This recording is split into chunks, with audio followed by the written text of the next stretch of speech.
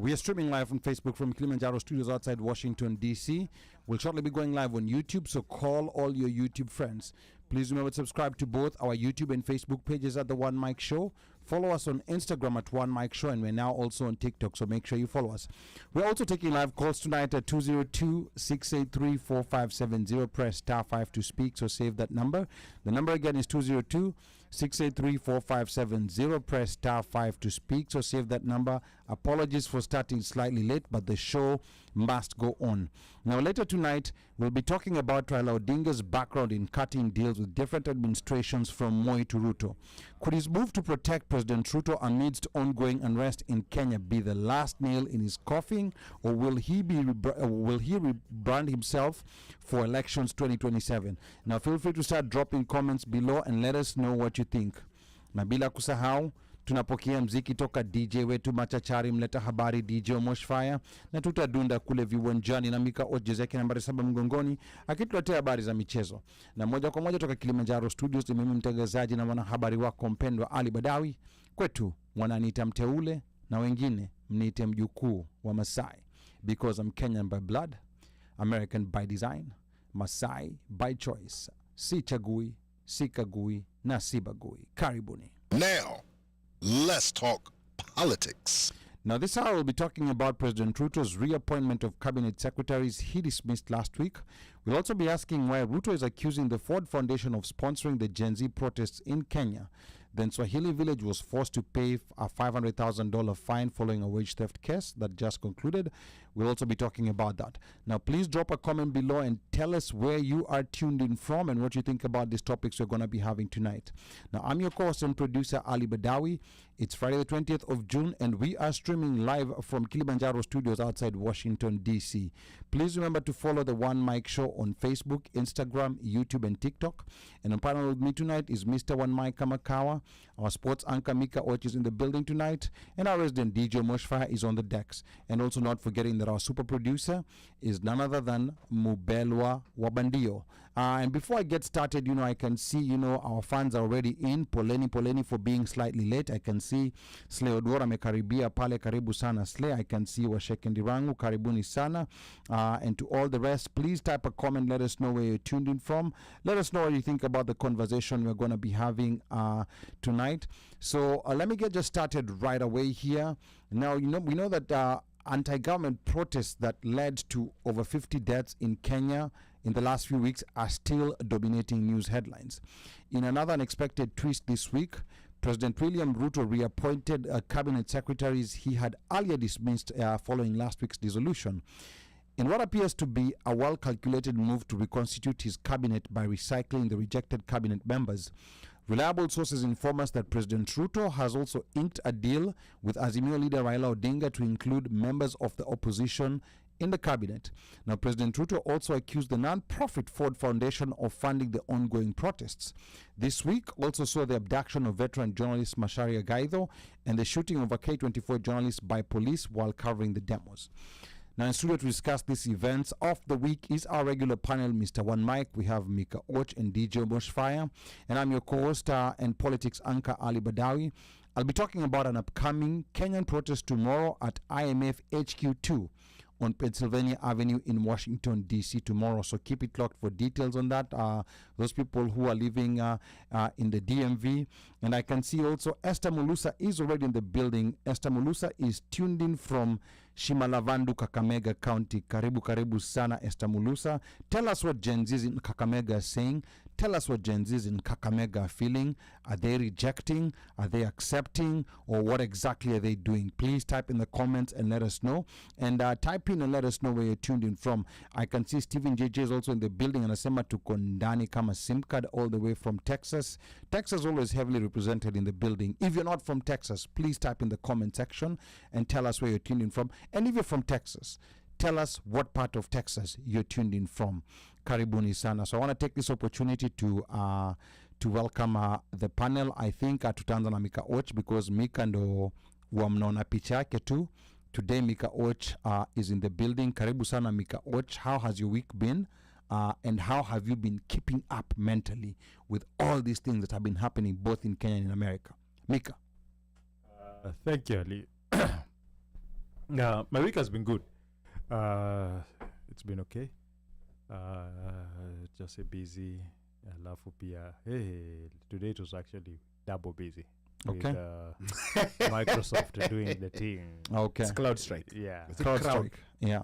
I will look at it. And the products za Microsoft ndo ziliharibika. Oh. Yeah. walikuwa na microphone nako ndani alafu kwa Microsoft yeah, that one. Ika omosh. Iko umosh baya. Ikachelewa kwa umosh.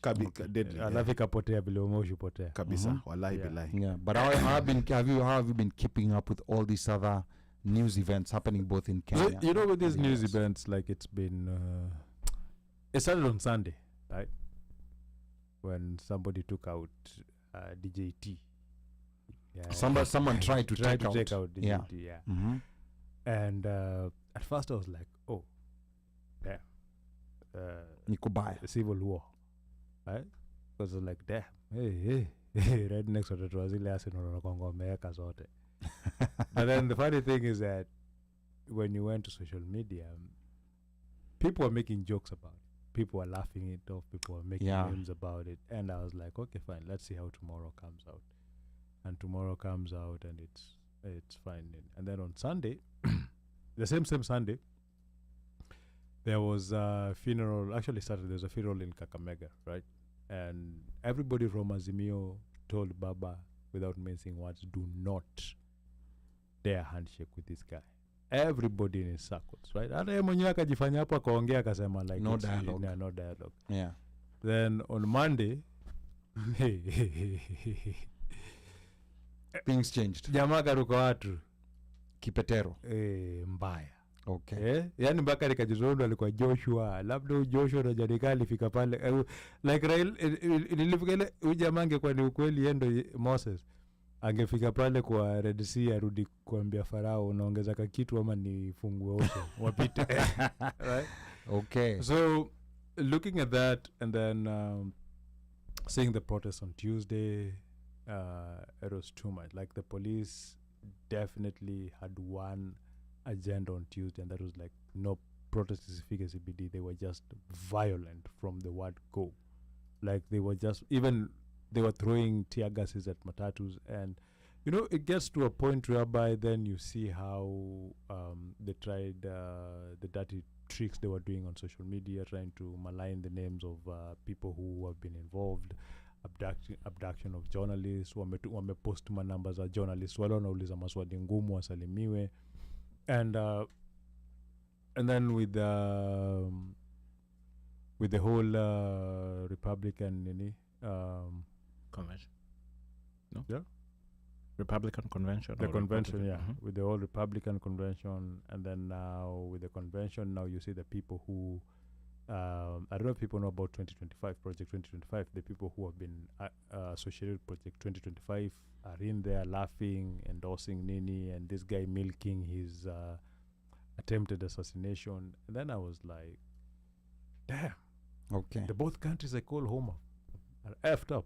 Like they're going in such a funny nini. So Sawa tunahama dupes. so it's been that kind of week whereby I can understand when people feel defeated or people feel like it's exhausting, but then you look at it and things are not that bad, right?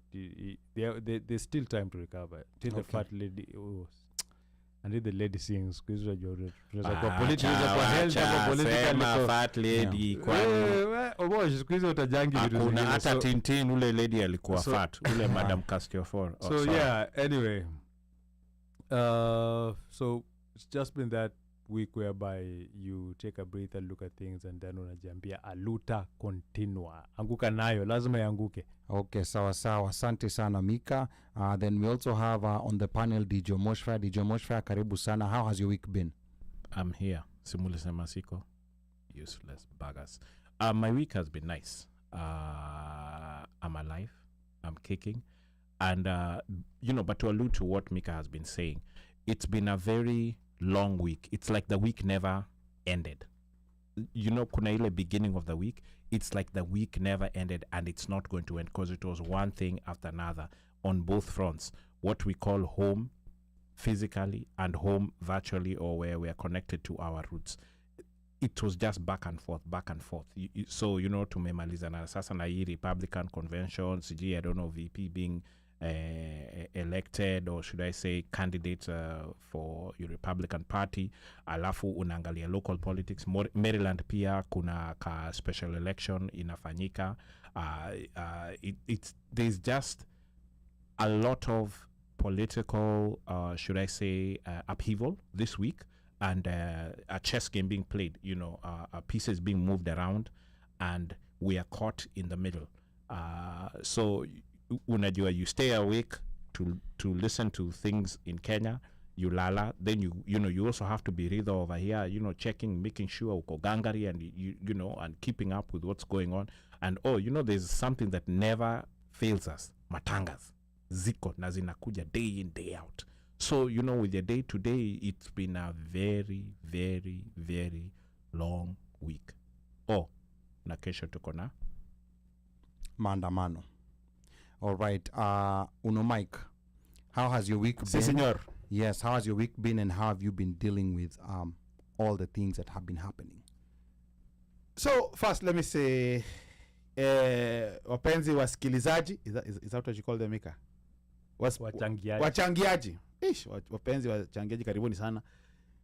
It has been overwhelming. There's a lot of info. There's a lot going on Twitter Spaces. A lot of information. I think it's called X these days. Oh, sorry, X Spaces, whatever. Spaces. How about that? Is that better? Mm-hmm. Okay. No. Spaces. X Spaces, and then now we are being inundated with unywes ya maskio. But on top of that, another thing that is also worrying me is this call for Papa Joe to step down. That has been permeating. So it's a lot of political rhetoric. So in addition to all this that's going on, now we have to handle this because we're in July. Yeah. Elections are in November, but in between kuna there's a lot that is riding on, and it's like it's heavy, and sometimes it's like you wanna just step back and just decompress just kidogo a little bit before you overwhelm yourself with so much info, so much what's going on, because everybody there, us over here, our eyes are on the 254, what's going on. Yeah. Maandamano, unaambiwa ati the whatever his name is puts out a ban on protests immediately. High Court judge says, what, your ban it's reversed. Yeah. It's reversed. Higher. Ref waves play on. Ref waves play on. Okay, here kuna mambo, Papa Joe naye sasa anapata COVID, lakini watu bado wanaanza kuteta, wanaanza kuleta kanande. Acha niwaambie, Papa Joe all the way. But okay. Yeah, it's been one of those. Yeah. Overwhelming. Vacation Watagwan. Ali, you tell us. Yes.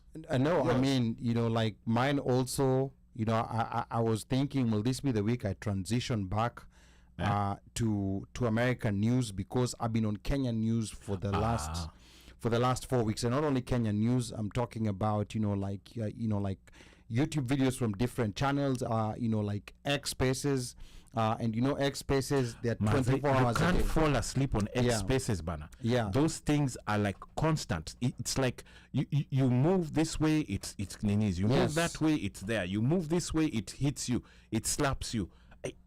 Yes. Ali, how are you guys keeping up? Because sometimes after me, I see those things and then I give up. No, I say, no. apana, no, this is too much. No, you wake up, you go to sleep, and the X Spaces are still on. So yeah, it's been a lot. And then of course there was the assassination of Republican presidential candidate Donald Trump over the weekend. Yeah. It wasn't an attempted it was an attempted assassination. I said assassination attempt. Yes, Yeah. attempted assassination. Yeah. So like there was that, and then there's a fact of President Biden might be stepping down. Some are saying he might be stepping down as a candidate. There's some people who are also rumoring he might be stepping down as a president. Good. All of those things sound good. Yeah, he might be stepping down as a president. So a lot of things happening that we don't know. We don't know exactly, like what direction this country is gonna go, and of course, like also what's gonna happen back home.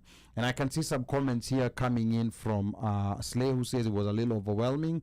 And then she says also Ruto just slapped us in the face by reappointing some of the cabinet secretaries back. How about most? Washeke says it's been mentally draining the last 1 month. We are fighting wars on two fronts. And then Washeke says, Slay, it was more of the middle finger and saying mtadu. And then I can see, let me see, I can see JJ is there, like in JJ bado haja comment. But that's what's been happening back home. So if we go straight to, you know, like what happened earlier today, because that's what's most immediate in people's minds, President Ruto announced, you know, like a partial cabinet. And among the names that came back from the previous cabinet was Interior, National Administration Cabinet Secretary, Professor Kithure Kindiki. Then there was Defense Cabinet Secretary, Aden Duale. There was Roads and Transport Cabinet Secretary, Davis Chirchir. This was a docket that was with Murkomen, but now kind of like going to Davis Chirchir. And then there's Environmental, Climate Change and Forestry to Rosalinda Soipan Tuya. And then Lands, Housing and Urban Development, Alice Wahome. And then there were other new cabinet secretaries that were also, let me say, nominated because they still have to be approved by Parliament. And unfortunately, it's a rubber stamp Parliament. So Okay, let me stop you there, Ali. Yes, So the ones sure. who are former, because don't they have to go through nomination again? So They've just been nominated. No, the ones who No, are they have to go through vetting. Sorry. vetting, that's vetting. the ones who are who are who are nominated will go straight back. So it's not clear. So let me say that there's two different opinions. Honorable Kaluma was saying that because they're already in the cabinet, they do not need to be appointed. But then there's another school of thought that says they need to be revetted by Parliament and approved. And then there's a third school of thought that says if they were dismissed, they're not allowed back. But then Swahili were they dismissed? But didn't Ruto in his press conference he did just say said- that he said he's gonna forward the names to Parliament for vetting. So in they his did, speech. so they didn't resign. they didn't resign They didn't resign. and they were not fired. Yeah. No, So but cabinet was he had. dissolved. Didn't he have? Cabinet was really- dissolved. You can Yeah. dissolve cabinet and then reshuffle it the way Mo used to do. But he gazetted. No, but he gazetted reshuffling is not Gazetted, dissolving. yes. He gazetted, He the gazetted, firing. yeah, he gazetted their firing. So that's where we have to wait for next week to see what's going to happen. We know that this government is not keen on They don't on follow following rules. They and don't law. follow the Yeah. constitution. They They think don't follow the like, constitution.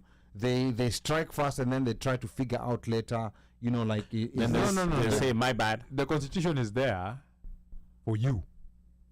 Yeah, You're not for telling them. but Correct. not for them. Yes, They're correct. above the Yes, law. Yes. Don't do as I do. Do as I say. Yeah, so there was also some new names that came in. There was Water, Sanitation and Irrigation Cabinet Secretary, Eric Mureithi Muga. And then there was Agriculture and Livestock Development, Dr. Andrew Muhia Karanja. Then there was Education, Julius Migos Ogamba. And then there was Information, Communications and the Digital Economy, Dr. Margaret Nyambura Ndongo. And then there was Cabinet Secretary Health, Dr. Deborah Mlongo Baraza. And then the Attorney General, Rebecca Miano. Why does that name sound familiar? Yeah, I so think the Miano name. yeah, No, but I think there's some. Okay, anyway. yeah. So this is kind of like the first half of the cabinet, and I believe, you know, like the president might be testing out certain things. You know, like he's testing out the idea of reappointing people who were already dismissed in the cabinet last week, and also wants to test out the idea if he can bring back the most controversial of those that were dismissed: Kipchumba Murkomen, Moses Kuria, and I'm forgetting who else I had on mind. So I think he might be retesting that idea. Murkomen is going to come back, or is going to be shuffled to somewhere. Yes. Moses Kuria is going to get a docket. He's going to be shuffled back. Wow. Thank you for. You think Ababu most likely at Arudi pia. Ababu is a name a name that I had in mind. Oh, pia at Arudi. And then now this is where we want Ababu to. anaweza But then kuwa this is where the games are going to be played. But now, how the many promises of yeah. ODM, Mhm. right? So he had how many before 24? Yes. No, 21. 21. 21 is a legal limit. 22. 21 is a legal limit. 22 aliongeza Mudavadi. That's Mudavadi, okay, yeah, so he no, has, it's 22. So now he has 14 and 22. But But then, then okay, he go has, ahead. He has, Yeah. so he has 10 spaces right now. Right? yeah. So those 10 spaces allow him to return his boys back and to give Baba the other 7 that is being purported is supposed to give. Okay, Right. got you. So, So- you're saying the 3 and the 7. Yes. Okay. Okay. So the numbers like that's Murkomen, Kuria, and Ababu. Murkomen, Kuri and Ababu might see a return Might next see a week. return. And then he will give Baba his 7. But then now the thing is where most of the games is supposed to be played is going to be in the PSS because that is where he said he's going to do another reshuffle. Okay, Right. once he has the ministers in place. Yes, and don't be surprised if people fall back to the PS positions. Okay, so from cabinet secretary back to PS position. Okay. Because the thing is, this clearly proves that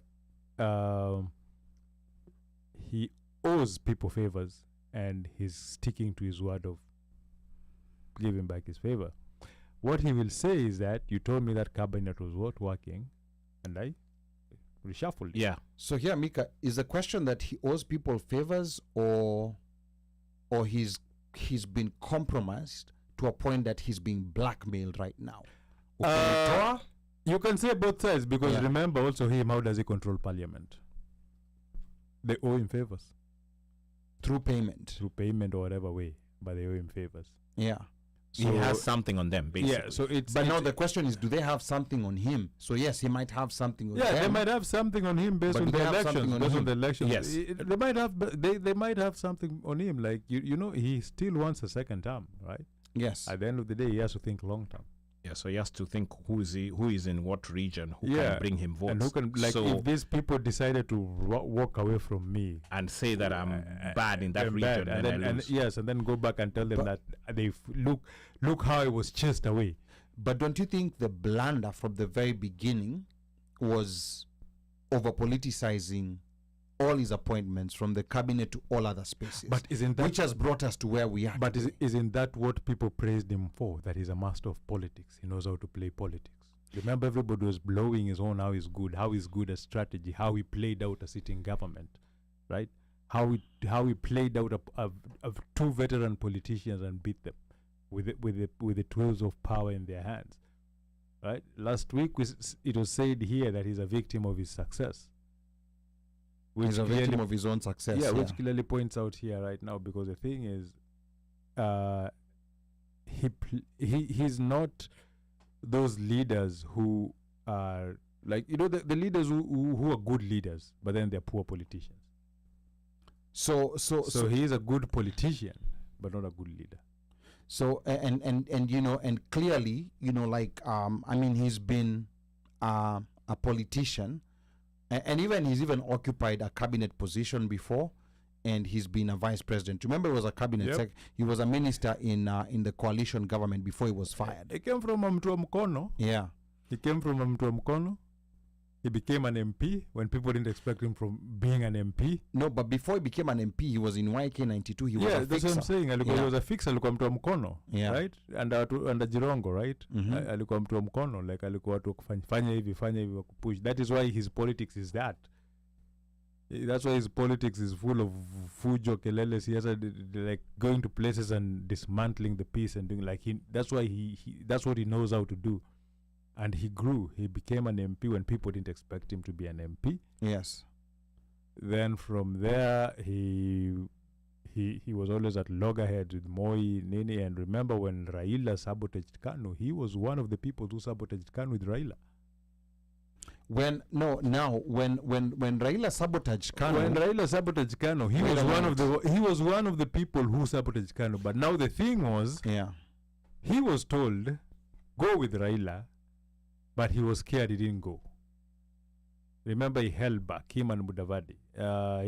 Because the thing was, if Ruto would have no, I think Ruto went with Raila. There was somebody who left and that crippled Uhuru. So this is what happened in when Raila took over KANU. This was before the 2002 elections. When Raila became the SG Yes. for KANU. Yes, when that happened, and then Uhuru was made to be the presidential candidate. Yeah. Raila left KANU and Yes. harvested Kina Kalonzo, Saitoti, and that whole crew. Now Ruto, At that point, at that point, he remained in KANU, but because he supported Uhuru's candidate. He was held in KANU. Ruto was supposed to move with Raila, and Raila would have been the presidential candidate. And at so that point, Raila not having Ruto at Yeah. that point, it made Raila decide to go and negotiate with Kibaki and form at that point, Ruto was still a small player. Now, where he started crafting, No, he wasn't a small player because remember right after NAC was formed, and then now Raila and NAC crumbled. Where did Ruto go? So that's what I'm saying. In 2002, when Uhuru was a presidential candidate, he was still fairly a small player in the national level. But now come 2005, when there was a referendum. He That's went a with point Raila, where he crossed and went with Raila. And they formed the original ODM. Not only did he go with Raila, also Uhuru was with Raila during that referendum. That's something that a lot of people forget. That was back in 2005. And they formed the original ODM, right? They formed the original Orange Democratic movement, where you had Ngilu, Balala, Raila, and then Ruto, Nyaga, and there was a couple of other people.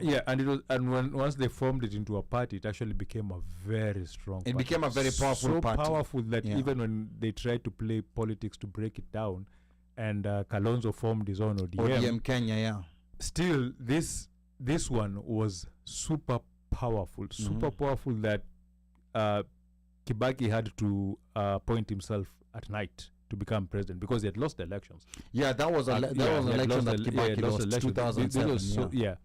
And that is where now the relationship between him and Raila crumbled because when it push came to shove that, okay, there was violence, we need people to be thrown under the bus. But remember, under the coalition government, he was still appointed. He was still a minister. As a minister. Yeah. On Raila's side. Raila's side, yeah. So somewhere in the middle is where he got fired because of the maize scandal. Yeah, but then all that came out from the ICC when they started doing the ICC thing, and then because remember, both him and Uhuru were ministers. Yes.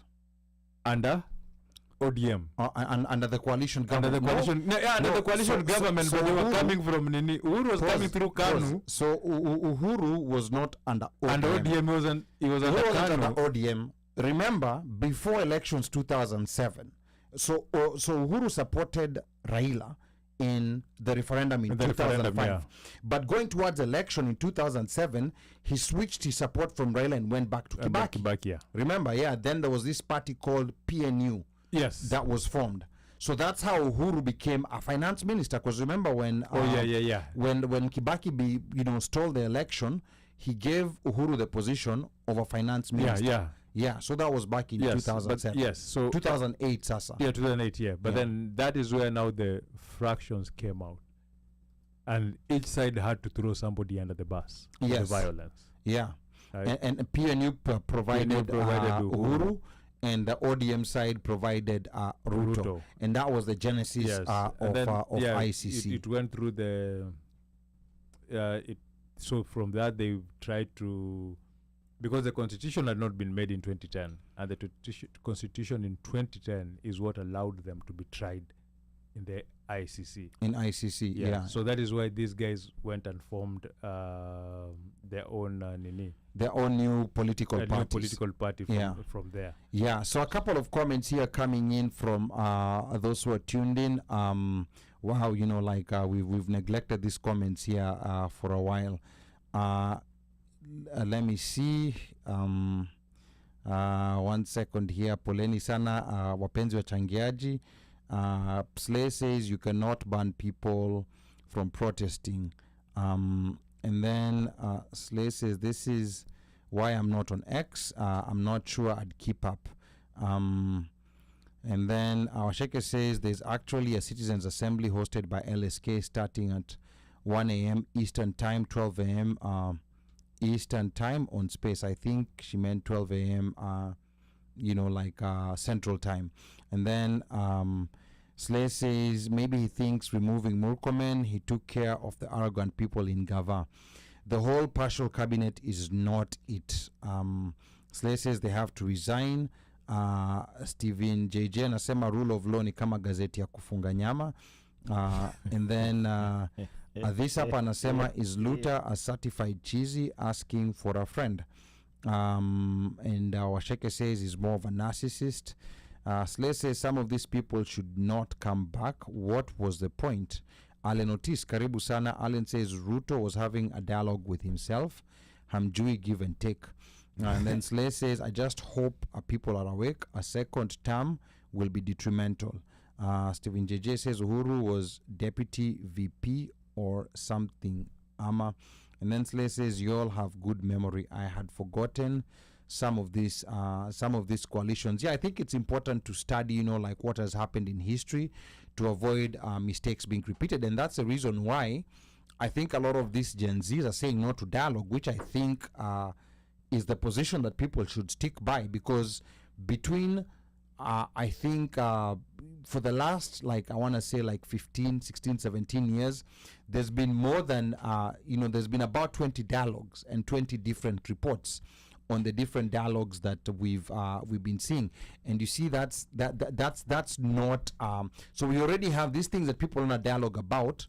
They're already on some reports gathering dust somewhere, and we have the complicated situation of Raila returning, or rather ODM returning with the men in black, when there was that which was the most press conference, which was the most stupid thing I've seen come out of ODM. The last time the men in black came out was nearly something like this, but then it was just to disrupt an election or something.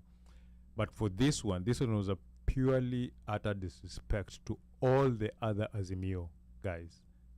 And it shows, this one clearly showed, if, they thought that, and I believe that there's somebody who has told Raila that you still have that power of people following you blindly, which he needs to wake up and realize he doesn't have it anymore. Yeah. Because even his sycophants have started turning on him. Even the guys of Bunge la Mwananchi, kina Nuru Okanga, have started turning on him. Yeah. When the story of the men in black came out, they thought that it was goons who had gone out, and they was very mad about it, saying goons are not going to go after Raila. But when they realized what's happening, they even said they told Raila no. And then when it gets to a point whereby you have your footmen like in a babu telling you, I'm not working with you, even your own child telling, I'm not going to support what you're saying. Yeah.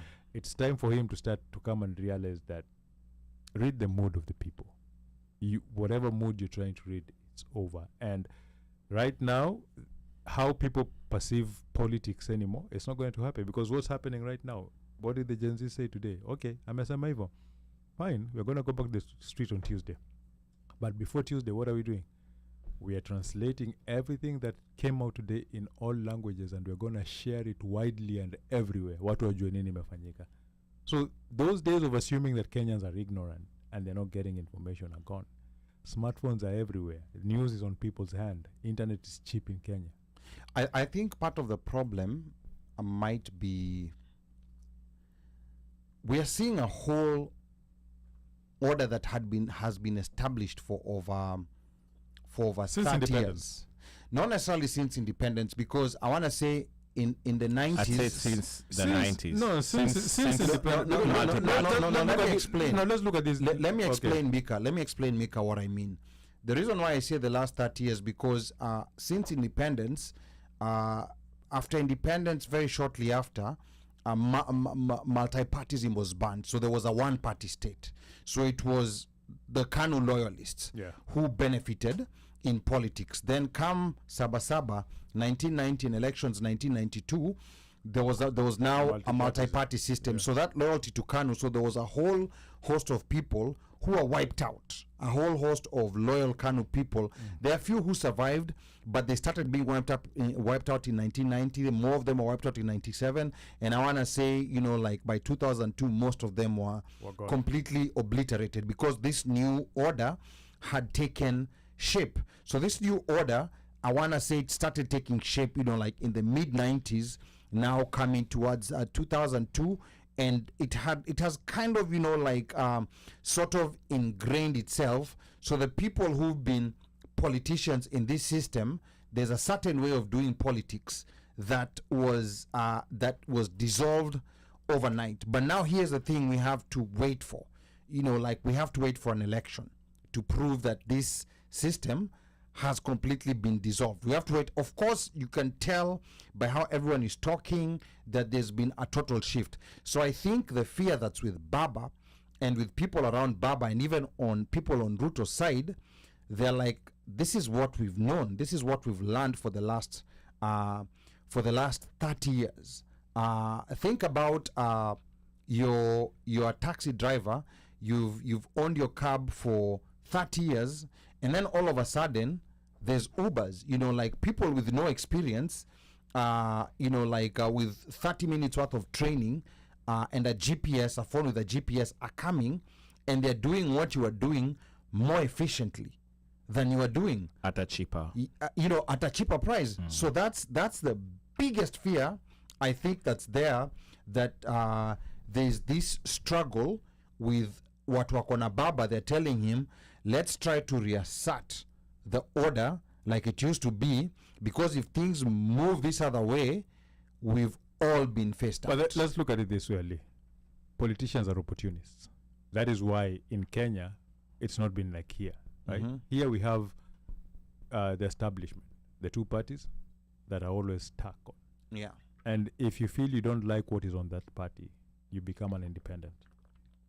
And you go independently, right? You go after everything independently. There's never CG you'll hear somebody was once this. It's very rare except Trump. Trump was a Democrat, Swahili Republican. Yeah. Right? So but in Kenya, he's still towing a party line. yeah, but in Kenya, I can tell you every election, there's new parties that are formed. Even the president was did not get office with the party that he was the VP with. He got an office with another new party, right? And before he became a VP, he did not get a VP from the party that he was an MP with. That was a totally different new party. Yeah. You are a P. Then before he was an MP that time to become a VP, he was still in another different party. Yes. The same thing. The oldest party in Kenya is ODM. But also ODM shifts. It changes colors like a chameleon, right? It No, does KANU marriages is the of oldest. marriages of convenience. Isn't Kanu the oldest? Kano. Yeah, KANU. We'll say KANU. KANU is the oldest. Second oldest, you could Second say. oldest is ODM. You can say it's ODM, yeah. Mm-hmm. But then ODM also marries itself. Why? Opportunity. They look at opportunity. People are opportunists. People make deals based on... People don't make deals based on how they want to serve people, how they want to... People make deals that serve themselves better, right? At this particular moment, there was no opposition in Kenya. ODM as a party was dead. There's only Sifuna and Babu making noise. But as a party, it was dead. The government assumed that below ODM hakuna maandamano itafanyika, right? Maandamano came out. When maandamano came out, ODM were like, even people were saying like, hakuna kitu watoto watafanya, watoto nini. That's why there was that KFC na Uber comment, Yeah. right? They're like, there's nothing these kids are going to do. But guess what? The KFC and Uber kids showed that we can do something. Now, there was a vacuum that was created. The vacuum that ODM was supposed to cooperate was there. So what did they do? They're trying to take that opportunity to come and reassert themselves, right? And the only way they're telling the guys that, they're assuming that if we tell our people don't go to the streets, our people won't go to the streets. That these other kids will feel like they don't have numbers. Watu wetu ndo watu wa fujo, wanajua kupigana kufanya nini. Watu wengine ni waoga, wataogopa, right? But what they're not realizing is that even their supporters, they have supporters in that age group, and they have supporters who are facing the same issues these kids are facing. Yeah. And these supporters are realizing, unajua, at the end of the day, pia wamefunguka macho, ODM hatusaidiangi na kitu. An MP will come atupatie thao mbili, atuenda tulewesha, tuambe tukarusha mawe. And then after that, what happens? I'm still going to be, I have to go to India to look for work. I have to hustle, I have to do anything. And these guys have families, they're trying to, like, they're not young kids wako tu hivi. The Gen Zs in the ghetto are fathers and mothers. Right? They don't have the privilege of staying at their parents' home wanakuwa provided kama wa middle class na wadosi. So them, they actually feel this pain more. And that is what makes them come out. And that is why you see the police are camping in Githurai, in these other outskirts, other estates, right? Yeah. They're realizing that they're trying to contain that group from getting to the CBD, because if these groups come to the CBD, mambo ni mbaya. Because the one time all those youth came na wakaenda CBD walifika parliament. Yeah, waliingia bunge. Yeah, so they're really scared about that. And now the thing is, this is where I'm saying ODM is failing to read the mood. And that is why you see individual politicians from ODM and Azimio coming and saying, no, maybe I'm sticking with the people. I'm sticking with the people because they understand that this is not a one-time thing. They're looking at it and they're realizing that that thing of assuming that politics is usually citizens are involved during campaign and voting. After campaign and voting, it goes back to politicians politicking is over. So, and that is what these other politicians, seasoned politicians need to realize. And the one thing that I'm liking about it is that, as you've said, when KANU and NAC and all those was happening, when multipartyism was coming, establishment was being knocked down. Right? The regulars of that type of politics were lost along the way. Yeah. What I like about this is, you know what? Now the wheat and the chaff has been separated. Yes, and you know, my other theory is, because this thing is so loud, I don't think the ODM establishment would be blind to what's happening because it's so loud. I think it could also be they're realizing this old order is going away, and this is our last chance to ever become cabinet secretaries. Yep. Yeah, I think that's also a possibility. That's what they're realizing. And then the thing is, but then one thing also Ruto has to realize is that these guys are desperate, and these guys don't control that power as you assume they are, because these guys will try to benefit from that vacuum that is there by trying to pretend and showing that we can show him this. That is why you see Baba telling people, don't go to the streets, you don't go to the streets.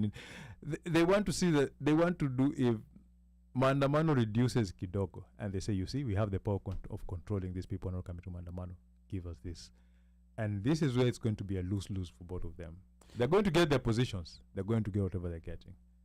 I think Ruto's calculation, because he was cornered, because I believe he's because also Ruto also is scared of, his people are scared because his people also have been wanasalimiwa huko pali wako, right? Yeah. So there are people obviously who are not going to toe the line the way they're going to toe the line, right?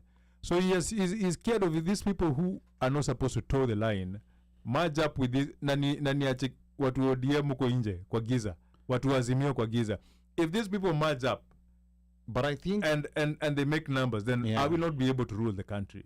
So I think that's so he's what trying he's to get some of them to, you know, like, to help him. If he and also if he had alienated Raila in all this, or if he had not used Raila to try to sanitize him, if Raila had joined, you know, like had asked the ODM side to join the Gen Zs and follow the lead of the Gen Zs, the government would have collapsed. Kabisa. It would have completely collapsed. Kabisa. So I think, you know, like he's buying himself time. And there's no guarantee that this is going to work. But this buys him time.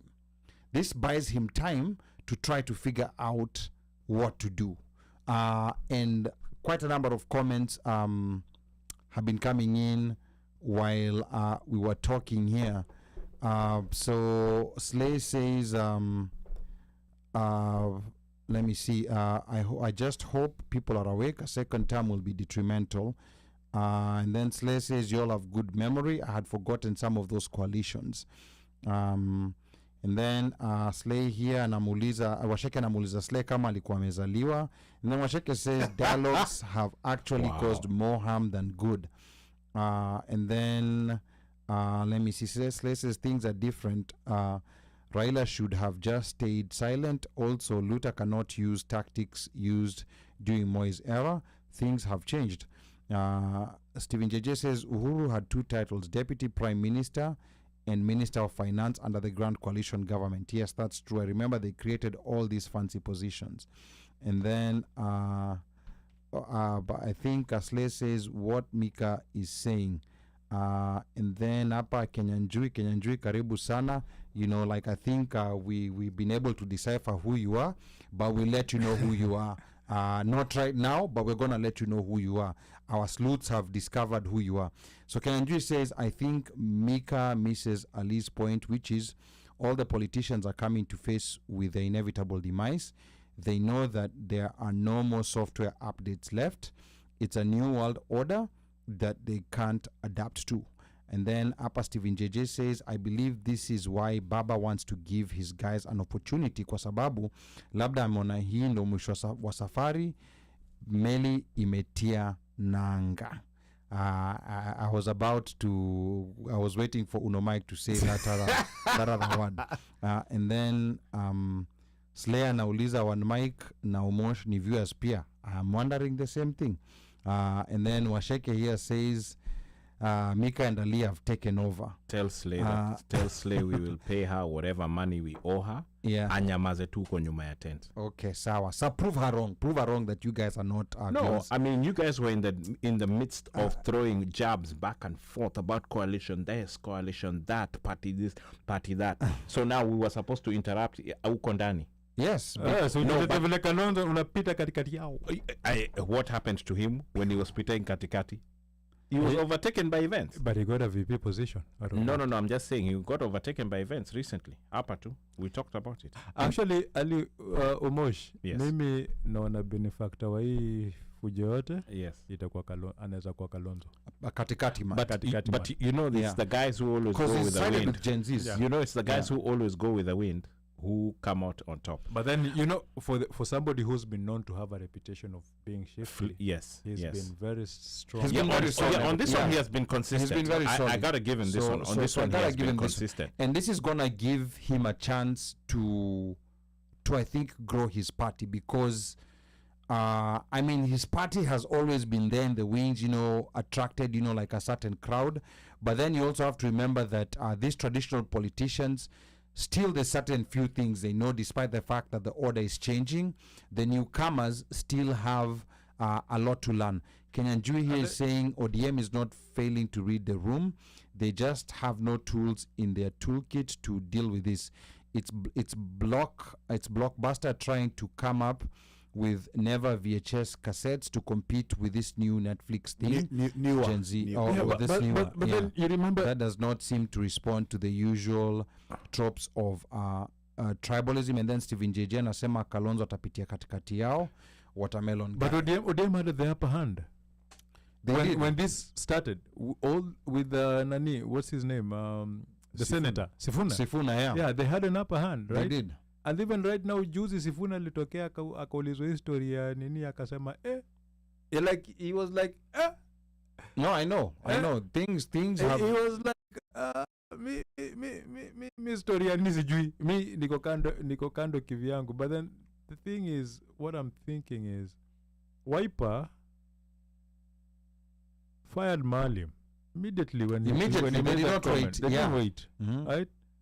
Like they're strategizing and they're putting themselves in They're winning looking forward. position. Yeah, and then if you see the guys, chess pieces. the getting guys moved. who the guys they're trying to align with is younger people, not even older guys. Yeah. So that's what I'm saying. Ujama, hii kuchakachaka tu hivi atavuka katikati yao because Yes. Like now 2027, is a wide open game. Now, first of all, we don't even know what's going to happen in 2024. Do we even get to Yeah. 2027 We don't know with these what's same happening in players? Because the way things are playing out now, with this whole let's recall the MPs and all of that. Yes, it sounds difficult, sounds insurmountable. It's not difficult. The Constitution has really clearly stated how things but are supposed yes, to be there are done. certain things you're supposed to do to get there, right? It's the politicians who are trying to make it look. You know, like the other day when Baba came out and said, "You're saying Ruto go. If Ruto goes, Gachagua comes and implement his bad policy." So we already see there's a rift there between Ruto and Gachagua, right? And Baba is trying to come and tell us like, Rigiji is a bad option. Chukueni hapa. The Gen Zs are not gonna. I've said they're not falling for this. Ati mkona itakuwa kama sijui Uhuru na Ruto ati no. You are one and the same thing. You're both going together. Correct. Right? Because you came in together. Yeah. But then when he said that Ruto will go and there'll be a vacuum of power, there's not going to be a vacuum of power. The Constitution says clearly who's going to, if the government is dissolved, it clearly says who's going to rule the country for 60 to 9 and have to put an election. I have to call for an election between 60 and 90 days. Hakutakuwa na vacuum of power. Attorney General na Speaker watarule country for those 60 and 90 days to call a general election for voting. So why do you think... So they know that. So for Baba, who's a seasoned politician, to come and try to spew that kind of BS and saying that is how he's supporting Ruto. It actually turns around and make them both look pretty bad, and people realize that, you know what, you both of you just need to go. So the Constitution is there. It's pointing out how things are supposed to go. It is the politicians who don't want. Limesema mara mob, watu wengine behave ni kawa hajasoma ikitu. No, but again, it's but ni kama wameisoma but you wanasema watu hajasoma. So the politicians are the ones who are trying to play politics, but the Constitution is there. Okay, the government is anguka. Omosh. Yeah, you know, you said it right. It's politics, and like I said and alluded to earlier, the chess pieces. You move and put yourself in place and align, and if you're looking forward and thinking 2027, as well as, like you said, you know, lining your people, your party, and everything in the correct order, or should I say in a place that makes it such that when the opportunity comes, boom, you're there and you're in. And that's what these guys are doing. And like you said, you know, Kalonzo is looking, right now he's looking like he's the one who has been offended, right? And he's, hey, I'm on the right side of history, no matter what you guys say, this and that. And Baba, even though he may not, in my opinion, he may not mean bad, he looks bad, and it's that one of yani, it's perception. No, he is bad. No, all those stereotypes, you know, like they used to come from you know, like people who've traditionally not liked Baba, you know, like unfortunately with this particular situation are just coming to life. And you know, and one of those stereotypes, it doesn't matter what you say, Omosh. Yeah, and one of those stereotypes is that Baba ni mtua bahasha. You know, like you've had that stereotype. Correct. Yes. Baba ni mtua bahasha. As long as, you know, like he's given his bahasha, he'll do a handshake. He will do, you know, like anything that needs to be done. You know, that's his priority. You know, like trying to go in his brain. I think, you know, like I'm also gonna slightly agree with what Kenyan Jui said here. I think, you know, like it's kind of like maybe this is the last lap. I don't know whether it was Kenyan Jui or Stephen Last J. two, The last, yeah. So of a dying horse. Yeah, so there's my people here who've been very loyal to me. This is the only opportunity for me to I put them have forward. to put them forward, to give them something. So I think I don't think it's a factor that they don't see what's happening, because this is very loud. And even, you know, even the blind can see what's happening. But then those people could have positioned themselves, because the names we're hearing being thrown around, those names could have still positioned themselves in national politics. They're not small names. They could have positioned themselves in national politics, but here's the issue with this new order that's coming in. There's not knowing, you know, like what the future holds. So they're thinking, how about we take this bird in hand right now? Because remember, when you're cabinet secretary, that's the chance. That's the biggest chance to loot and to enrich yourself. Yeah. So basically, and that is that's what I'm saying. When Omosh is trying to say Sujeti, maybe he's not meaning. No, what you're saying is this: anybody who's jumping into the government right now clearly knows and understands that ni kukula, wanaenda It's my kukula. turn to eat. Hakuna kitu ya maana wanaenda kufanya. Okay. So I'm nobody- giving benefit of a doubt. I am giving benefit of a doubt. And that's the horse that I'm sticking okay, with. you're sticking Yeah, with it, but then Yeah, I'm saying, but I'd like to hear Moshe's point of view too. Yes, but for me, my point of view is this. The reason people don't want this government, what is the main reason people don't want this government? Because they made our life a living hell. How? By Overtaxing. no, Why? it's corruption, borrowing. No. The coffers being Hizo empty. zote- All these hizo add up zote to the same zinakuja thing. kwa nini? Corruption, yes. Right? They're Yes. looting, wanaiba in Correct, corruption. yes. Right? And the reason this guy is sticking to his people and is sticking and wants things to remain the way they are, he's not even he's saying he wants to do dialogue, he wants to do, and then he said himself, I'm a banarambe kwa church, then he goes and start promising money to the church. So basically shows he's not going to change. So even if he adds new people, all he's doing is adding new people to shut up the noise. So Okay. if me and you decide to be going to steal from Bandio, Mm-hmm. right? Mm-hmm. And then people tell us stop stealing from Bandio. Mm-hmm. Then I said ni Omosh ndo anafanyanga na kwa mbaya. Alafu naambia liwe come replace Omosh. Yeah. Na bado tunataka kuiba kwa Bandio. Mm-hmm. Na Ali anajulikana ni mtu mzuri. Ali unasema Ali atakatazamika siku anaiba. Ali akubali kukuja aende kwenda na mimi kuiba kwa Bandio. Mm-hmm. So you think Ali is going to be a good person? assume- Amenijoin for a good cause. We assume. Anajua nini na No, but so, we assume. Again, Yeah. we assume. That's why I said, for me, I'm giving benefit of a doubt. But here, here's the thing, right? If we go back to original handshake with Kibaki, right? Original was the Moi. Okay, if that's what you want to call it. Because to me, I didn't see any handshake happen. Oh, that was a handshake. was a handshake. To me, I didn't see any handshake happen. But anyway, to me, when I'm looking at something that I could count, I could touch, was the one for Kibaki. the government of Kibaki. And that one, we could see things that either worked or didn't work, right? At the end of the day, there was things that were working within that government, even though they were pushing and pulling, and everybody agreed, you know what, this was the best time for Kenya, trade-wise, blah, blah, whatever. Things seemed to be working. Yes. And then after that, all hell broke loose. But I'll Right. give you the difference between Kibaki's Raila coalition and this coalition with Ruto. Okay. At that time, the country was divided between, of course, Raila won the election, but the country was divided between Kibaki and Raila. Okay. The Kibaki had his supporters and Raila had his supporters. The country was, I would say at least 95% of the country was one of the two. Okay. But this time around, with what's happening right now, the country is not with either. With either. Okay. So the country is not with either. So they don't have that legitimacy of having, popular support. Both sides, the president's side and Raila's side. Because, I'll speak about myself. I've been a Baba supporter for the longest time.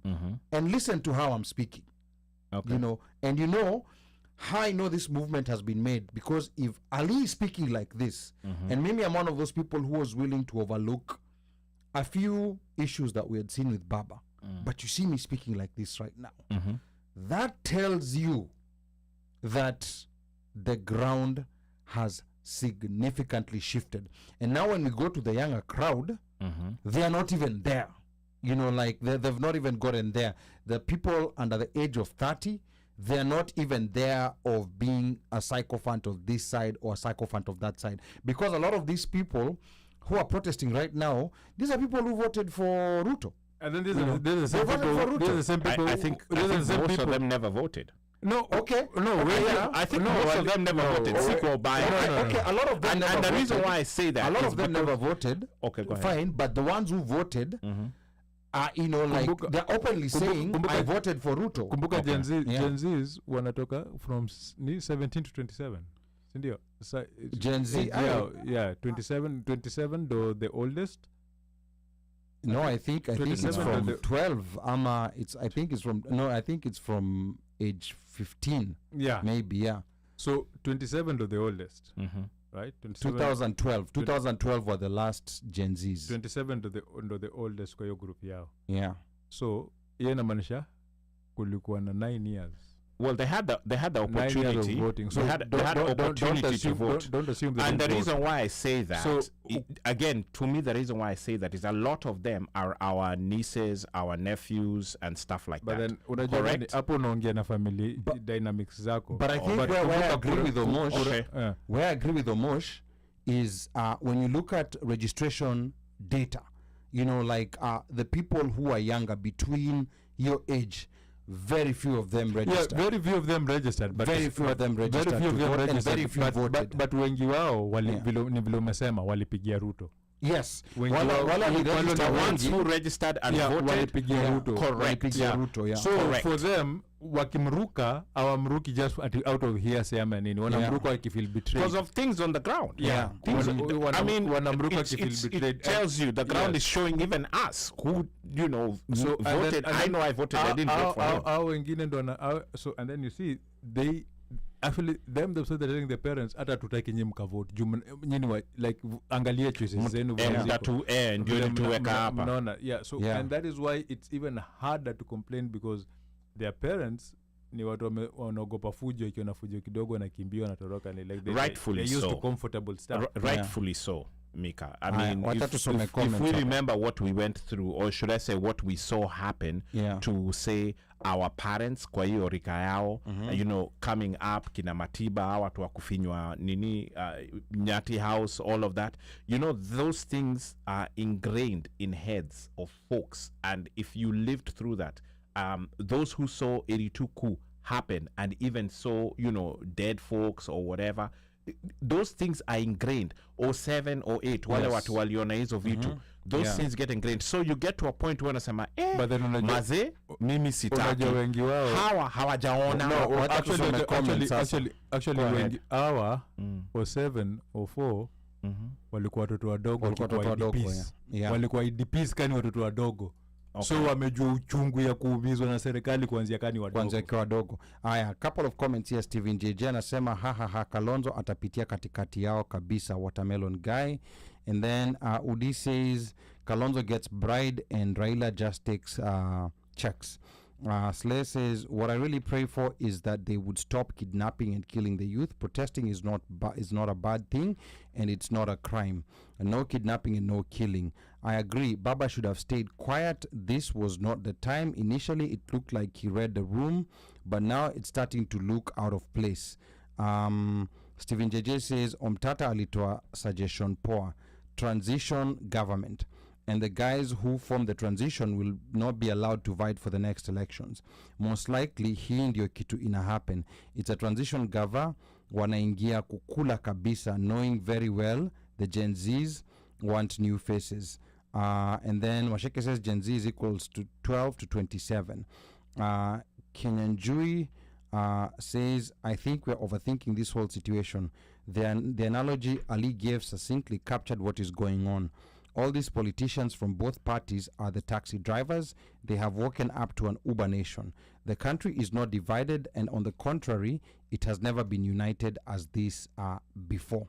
I want to remind the listeners that you tuned into the One Mic Show, and I'm your co-host and producer, Ali Badawi. We are talking about President Ruto's reappointment of cabinet secretaries that he had recently dismissed following weeks of unrest in Kenya.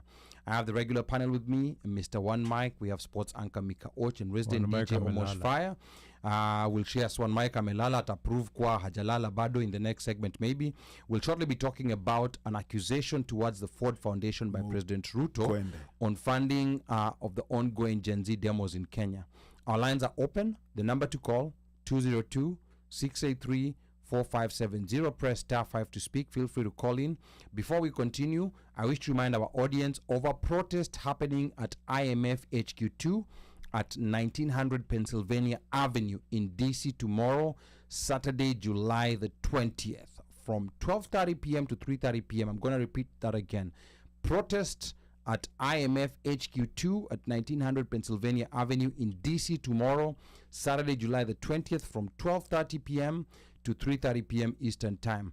I'm part of the organizing team, and the protest is to demand that the IMF bear responsibility for the 50-plus deaths following the demos to reject the IMF-inspired Kenyan finance bill of 2024. So right now, I'm going to confirm with each member of the panel if you're coming. Hapa, live and direct. So that mtu asiseme, oh, sikuwa najua, sikuambiwa. So I'm going to start with you, DJ Moshfire. Are you coming tomorrow to the protest? Why did you start with the guy who was asleep? No, we're going to get to him. We're going to slowly get to him. Watch amke. Are you going to show up to the protest to IMF HQ2? If I have petrol in the car. Okay, so that means you're showing up. Mika? Unfortunately, no. Okay, but at least Mika asha show up at least protest moja. Uno Mike, are we going to see you tomorrow? IMF Nambogia Baltimore, the most difficult crowd to mobilize. Are we going to see you? Let me wake up first. Then Okay. we shall see. Okay. But at Yeah. least nimekuja. Huyu hajaonekana. Lakini ulikuja? Alikuja kisniper. Ulikuja saa ngapi? Boss. Okay. Was I not handling another matter issue? Huyu ameonekana hapa huyu. Yeah. So yes. So this is so what we're trying to do, you know, for those who are No, not I'll be there. Yeah, for those who are tuned in, if you know anyone in the DMV or within 5 hours of the DMV, that's Delaware, New York, New Jersey, North Carolina, West Virginia, please tell them to come tomorrow, because we're trying to make, we're getting this international. We are the only Kenyans in the world who can go to the doorstep of the IMF, and that's what we're doing. And we're trying for IMF to see that they have culpability, they have blood on their hands. I don't know whether there's been any deaths associated with protests related to IMF-inspired finance bills. So these are the first. The people have complained about them. People have complained about the structural adjustment programs and those policies that IMF, you know, like colludes with treasuries and look the other side on how that money is spent, but they end up overtaxing the people and creating poverty. So we are trying to get the IMF to take responsibility. And here's an interesting thing. Last week, I think it was almost 2 weeks ago when we first announced this protest. I don't know whether it was coincidence, but IMF had stayed silent on this issue. But immediately after we did that, I think 24 hours after we announced this protest and distributed the flyers, IMF sent their spokesperson to give a statement on Kenya, you know, and you can find that statement online and on video. So this is the impact that that we are looking for, and we are gonna persist, because remember, we're also trying to call out American entities that are enabling President Ruto do what he's currently doing. Because remember, it's no coincidence that our policemen are in Haiti, you know, and of course you saw they had gunfire. I think you guys saw that video. They had gunfire and quickly returned to the armored car, you know. So things are not looking rosy out there, and we've seen them also guarding Western interests, including U.S. embassies. So this is the payback that America has for African countries. So these protests, we are the IMF. Eventually, we'll take them to the White House. We're gonna let, you know, like Biden sort himself, but we're gonna take this to the White House, because he was the one who was whining and dining Ruto just a couple of weeks ago. And notice Ambassador Meg Jepchirchir Whitman is nowhere to be seen. Let me read a few comments here. That's another one who needs to go, because these are the people who've been enabling Ruto to do all that he's been doing, and to the position, and I put him in the position where he is right now. Ale Notisi is saying, if history is anything to go by, Kalonzo is holding out for a better deal. And then Slay and Oliza one Mike, surely. And then anamwambia one Mike, amka please. Washeke says they should be fined if they don't go. Okay, sawa sawa. So Washeke set the fine. I will be collecting them. Set the fine here. To be fair, you set the fine numbers, and then I will confirm if I've collected the fine. And then let me see, one Mike anamwambia Washeke Texas is Madhogodhanio, I don't know exactly what that means, but we shall know what it correctly is. fined. Mujuku. And then let me see. Slayer namwambia Washeke sponsor a trip to Maldives. Okay, I can see ideas coming up. Hiyo ni ile bahasha ya Atlanta ndio ilikuwa inafaa kupeleka watu Maldives. Lakini hiyo bahasha tujuangi ilipotelea. Ilipotelea somewhere between BWI and Atlanta. Maza hiyo bahasha hata tusiongeleze. Now this is a different moment in history we are in. Washeke anamwambia Mike, you are just jealous of our zero income tax. That's Texas. Kinyanjui leo yuko active. Kinyanjui anasema I'm not showing up for this protest since I don't agree with the premise that the IMF is responsible for our problems. Are they wolves? Yes. Are they devouring us? Yes. But that's what wolves do. The question is, why are we opening the doors for the wolves? This victim and helplessness needs to end, and we need to take responsibility for allowing wolves and stop blaming the wolf. Now, here's why we'll blame the wolf. The reason why we're going to blame the wolf is because the IMF, typically the money that comes from the IMF is supposed to strictly go for development. That's a side that they don't enforce. So technically what happens, think about, like you're a father and you have a household to run, you're running out of money, and then you have this person you have this loan shark who can give you money, and this loan shark knows that gives you money, you're going to gamble with the money. You're going to play around with the expenses of the home, but a majority of the money that you're getting, like utajifanya like, okay, hii pesa imeenda kusolve hii na hii na hii, then you take out your money from another tranche and you gamble. And this loan shark knows you're doing that, but they keep giving you money. And now there's blood. You see here, there's blood. The problem here is that there's blood that has been spilled. But loan shark anakuja nakwambia nilipe pesa yangu, sina pesa, nakwambia uza mtoto. But that's the nature of the wolf or the loan shark. That's their nature. So they will always see blood. It doesn't matter. They don't care. And that's the reason why we have to try to hunt the wolf. If the wolf is coming and eating your sheep, at some point you have to get a gun. No. Thank you. At some point you have to get a gun. Eliminate the wolf. Yeah, and this is what we are trying to do. But who's letting the wolf in? Because this is what we are. This is what we are trying to. We are trying to. When the farm hand to figure out. When the farm hand, we put the wolf on notice. We're coming for you. Look at it this way: when the farm hand who has been given the job to take care of the farm by the farmer, right? It's told you go get seeds whatever way you want. And the wolf is the one with the seeds, and the wolf tells him, "Do this. This is the seed that I'm giving you. This seed, go plant it. You're gonna pay me back." And when it comes time to paying me back, you don't worry about it. And then the farmhand plants half the seed and sells part of the seed and doesn't give, and the farmer starts asking for work.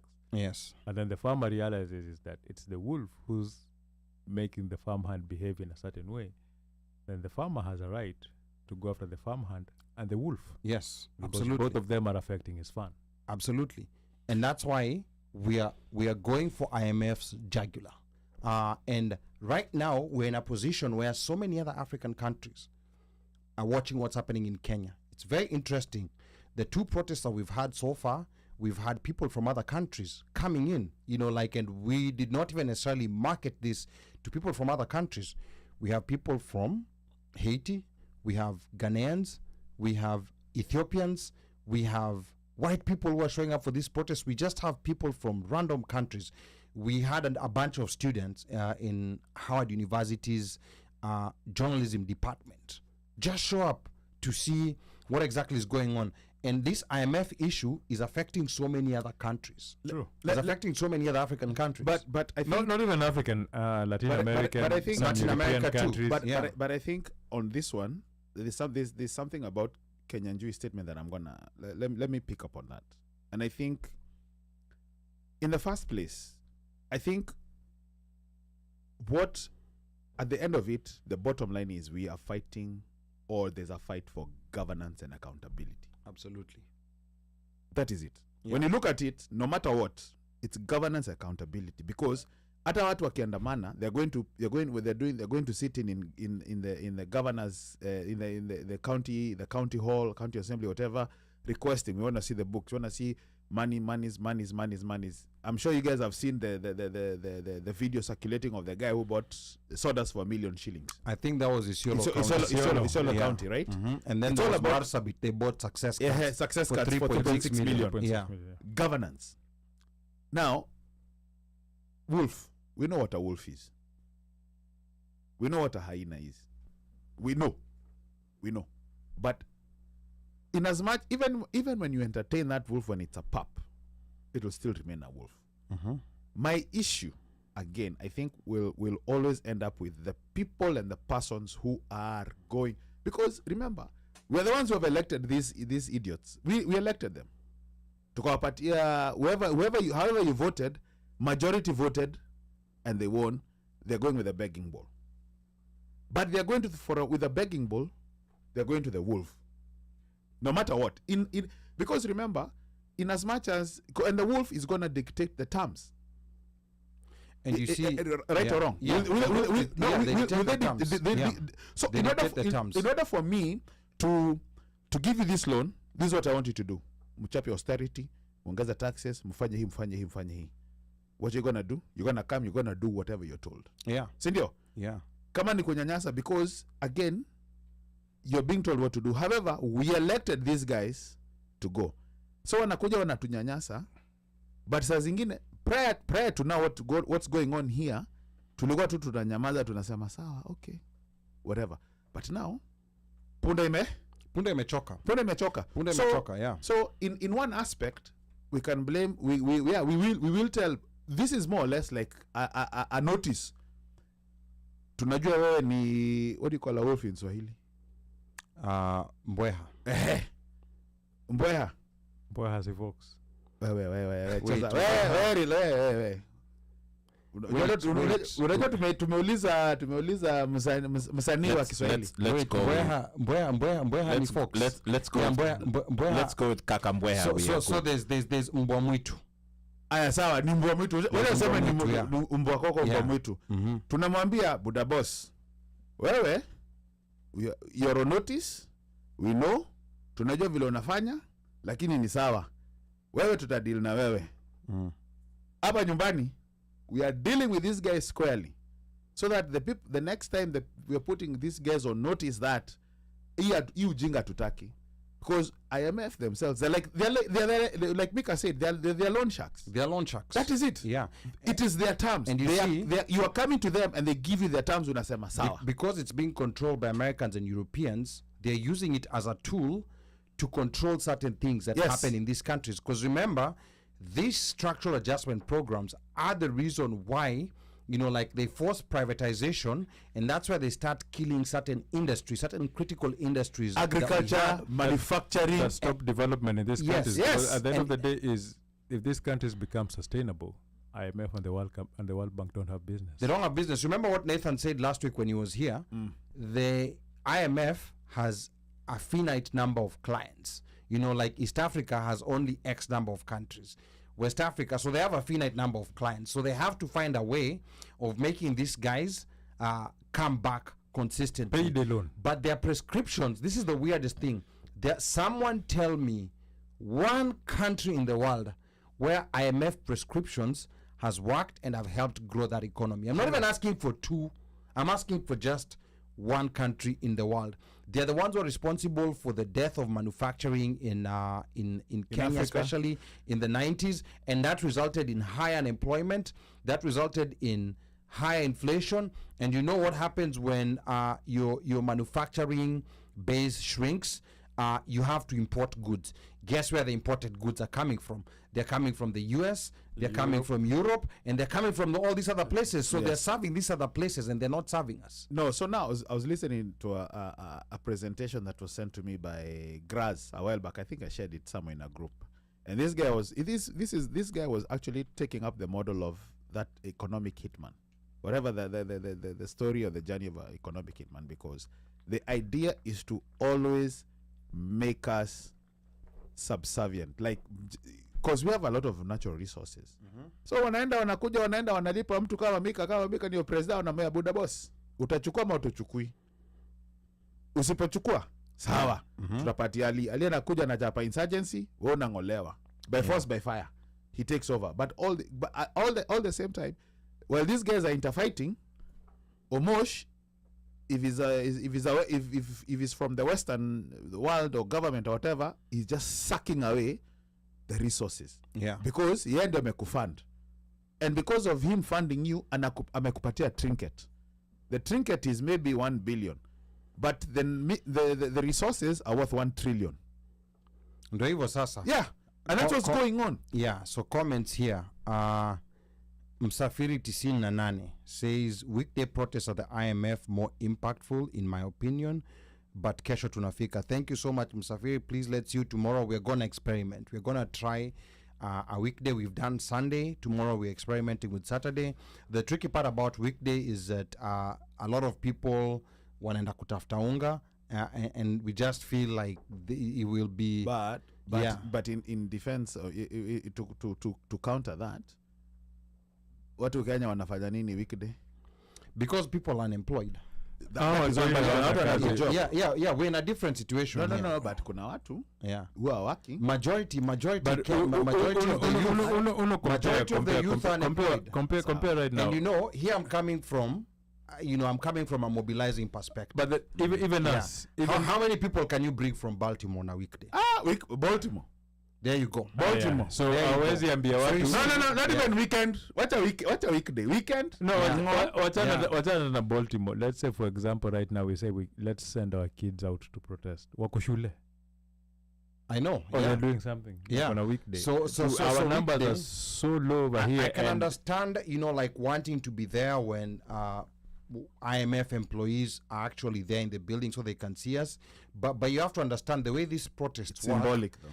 They will know whether they are working or whether they are home. Trust me, they already know we are coming. Washaambiwa. They already know we are coming. Si permit imechukuliwa. So they've already been told. Yeah, they've already been told. So I've already been contacted by people I know who work there, who are in support of us. But of course, they work there, so we understand that they can't, so come out. Did they whisper in your ear and tell you, Ali Musyoka? Sasa wewe umemwaga unga.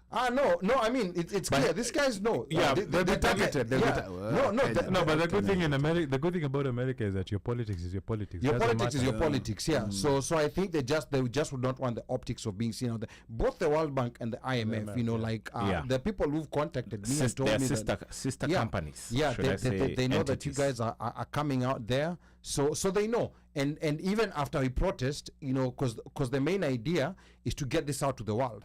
We have a system to get this out to media. Hopefully, we hope it's also going to get on American media. And that's what people will see. So I know there's that aspect of wanting, even when people go protest at the White House, most of the time the president is not in there. No. Yeah. Actually, when he's there, you're not going to protest. Yeah. Most of the time the president is not in there. Protest. So the president of IMF. If you go protest at the White House. Oh, yeah. okay. President Biden, most of the time he's not in there. Whichever president is there, when he's around when he's around, when he's in the White House, you'll realize there's some streets in DC are usually not busy as they're supposed to be. Yeah. And then we have Stephen Jojo says the problem is simple. You don't put the wolf down, it will eat all the sheep. Then what next? Your guess is as good as mine. And then Stephen Jojo says we didn't elect them or fungue server. Our constitution is clear, credible, and verifiable elections. There's a thing what people don't realize is that why do people say that if you elected politicians, you're not supposed to go against it? Because I believe is those who elected them actually have every right to ask them questions because they elected them for a reason. No, that's a lazy statement. So that's a lazy statement. It's like your boss hiring you, and then your boss can't ask you, are you not doing your job? Yeah. So Kenyan Jui here has another point. He says, here's my point. The moment we start telling the citizen that our problems are being caused by the IMF, we are deflecting blame and not holding our people responsible. Today we protest in front of the IMF. Kesho we go to New York and protest in front of the UN. Next week we are the World Bank. Come on now. The problem of Kenya exists within the Kenyan borders. Stop asking people to go to protest to go protest predators. That is why they are called predators. Kenyan, we just But, disagree with you on no, this. that is a that It's a valid no, point. no, it's not Yeah. a valid point. Even if Leah may understand. The thing Yeah. is this: nobody has said that we are shifting the blame from the Kenyan government. not. And Yeah. even when I said may I acknowledge, what they say, you kill the wolf and the wolf and the farmhand, right? Mhm. What we are really, because at the end of the day, even if you remove Ruto, right, we change our position, we remove Ruto. We Wolf still bado need to yuko. come back and beg the IMF for money. True that. So if the IMF knows that the citizens of the country understand and are watching this kind of deals that you're giving these presidents, the Yes. IMF will try to give deals that also for them in their view is a deal that doesn't kill the optics. At the end of the day, politics is optics. Yeah. So if the optics are dirtified, Yes. if the optics are They'll dirtified, also be more careful. they will be more careful. Yeah. And then so you saying that Agreed. we should we to Ruto, and then we put whoever we're going to put there, we'll be given the same kind of deals. Like you guys, this is where you stand financially, and it's just like the credit report. Ata unini like it doesn't matter if your credit is bad, whichever lender you go to, they'll give you bad terms for that credit. Hapa Slay anasema Africa is waking up. Francophone countries kick them out. IMF better watch out. I don't know, that I'm not sure. Is it all Francophone countries that kick them out? Or I is it think certain? she's saying most. There is a Francophone wave. Yeah, so There's I a think Francophone wave, Francophone right? wave that's happening right now. but kicking out IMF, this I think we need. This is a fact that we need to No, bear. not IMF. I think she's saying But then you see those wakaburus and all of that. I think which that's what she country kicked out means. the American army? That was Niger. Niger, right? Yeah, that was Niger. And then we've also That seen was Sahel countries. Yeah, we're also seeing the Sahel countries which are francophone, and of course They- France. They're coming and they're coming together. Yeah, they're coming together and they're chasing away France. I think that's what she's meaning. by that. Okay. It's not necessarily the IMF, but then also them that they've leaned more east, and they've not leaned.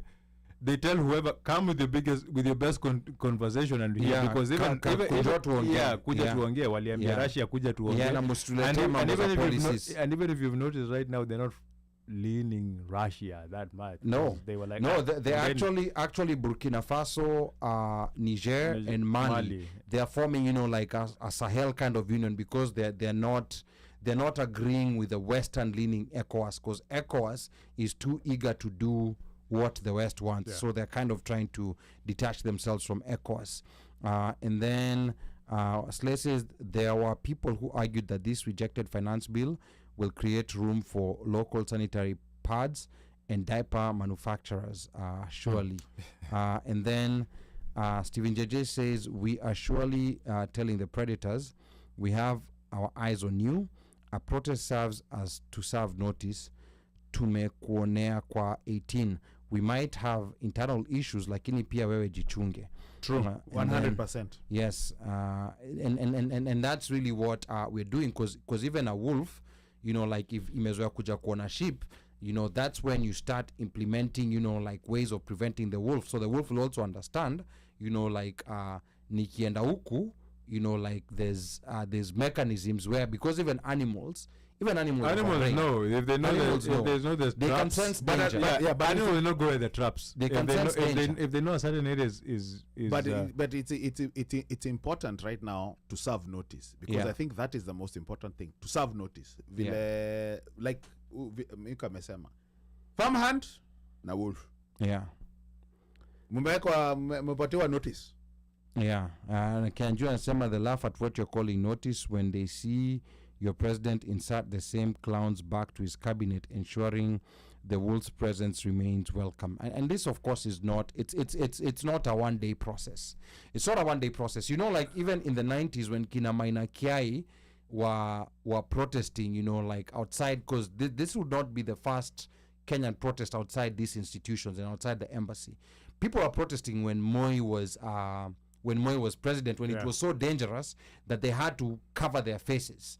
Like they had to cover their faces in black so that they could not, that's how dangerous it was. It was, like a slow sausage-making process, but there was a lot of progress that was made from that. So this protest, it's never about, like a protest yielding results. like multipartyism. Multipartyism didn't come just from No. There was so much. from one day. There was so much strife. There was so much. So many strife. people died. There was violence that Yeah. came out. There were molo clashes came out of the multipartyism. Nyati House. Nyati House, nini. And it took years. Even before Saba Saba happened, it took years for it to happen. It's just the same way when, okay, you can say, fine, Ruto is not going to go without a fight. Ruto is going to try to preserve himself. He's going to try 100. to preserve the deeds that he's done over here, right?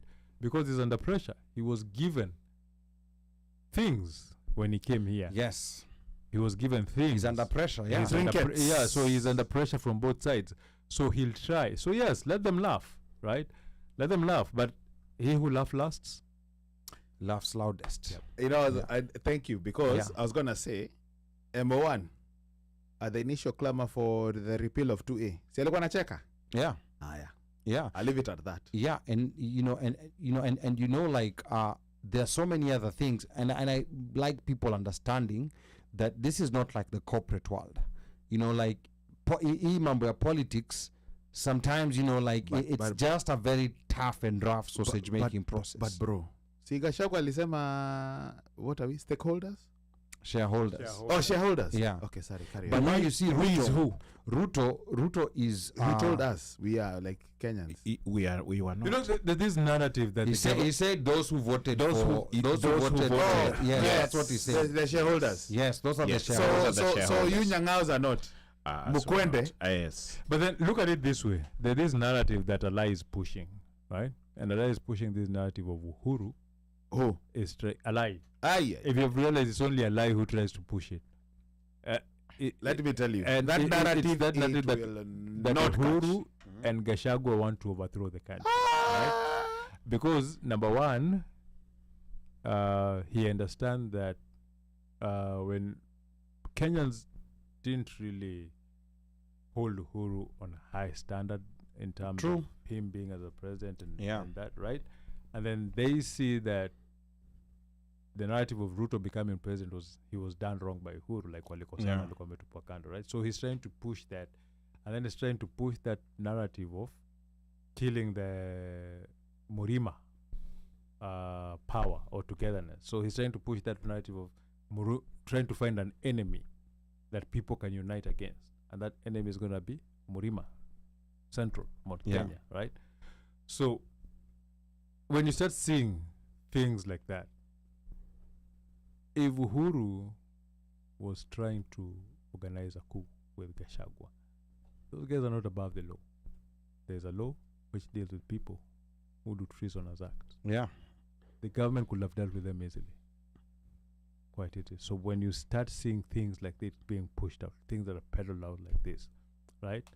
You see desperation whereby somebody has to go back and recycle what they were trying to recycle. Desperation whereby we are seeing a reshuffle on the guy fired his attorney general. He fired his lawyer, hired an attorney general who can't qualify based on the constitution, has not practiced law for those 15 years that is required to be practicing law.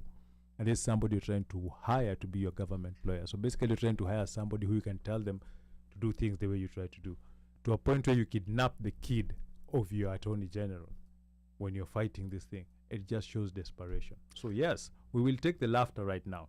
We will take him trying to disorganize him to try and use. Wewe mwenyewe umesema wanatumia VHS. Wacha utumie VHS. At the end of the day, it's going to be a painful, long process. Whoever holds out the most will win. But at the end of the day, there's damage done. Now, talking of kidnapping, this week we saw the kidnapping of Macharia Gaido, a veteran journalist, and then later on DCI. He was arrested. Let's not. Why are you guys calling it kidnapping? He was arrested. It was kidnapping. Like Omosh. Aliingishwa ndani ya gari kataki. No, look, we are at a point in Kenya where we need to stop this thing of being politically correct or being, because we have a very evil government. Macharia Gaido was inside a police station. Correct. He was inside a police station, and then other people who were in plain clothes Yeah. came and bundled him in a car in the presence of police. Uniformed Another police. thing that I've never realized I've never understood in Kenya, why do the police feel the need to use fake number plates? Because they know that what they're doing is wrong. Now, okay, so Kenya is a very interesting So place. so already that's an Yes, illegal. so yes, it's illegal. If it's an illegal arrest, is that an So- arrest or a kidnapping? Do you know that a uniformed policeman cannot arrest you unless he sees you commit the crime? Yeah, so they have a So- warrant. The only people who can do that are CID or the DCIs. Those are the No. people who can arrest you because they are investigating an active case. Oh, That Mosh. is why you see them do what they do. But then, Omosh, is it the case of whereby when detectives Mm-hmm.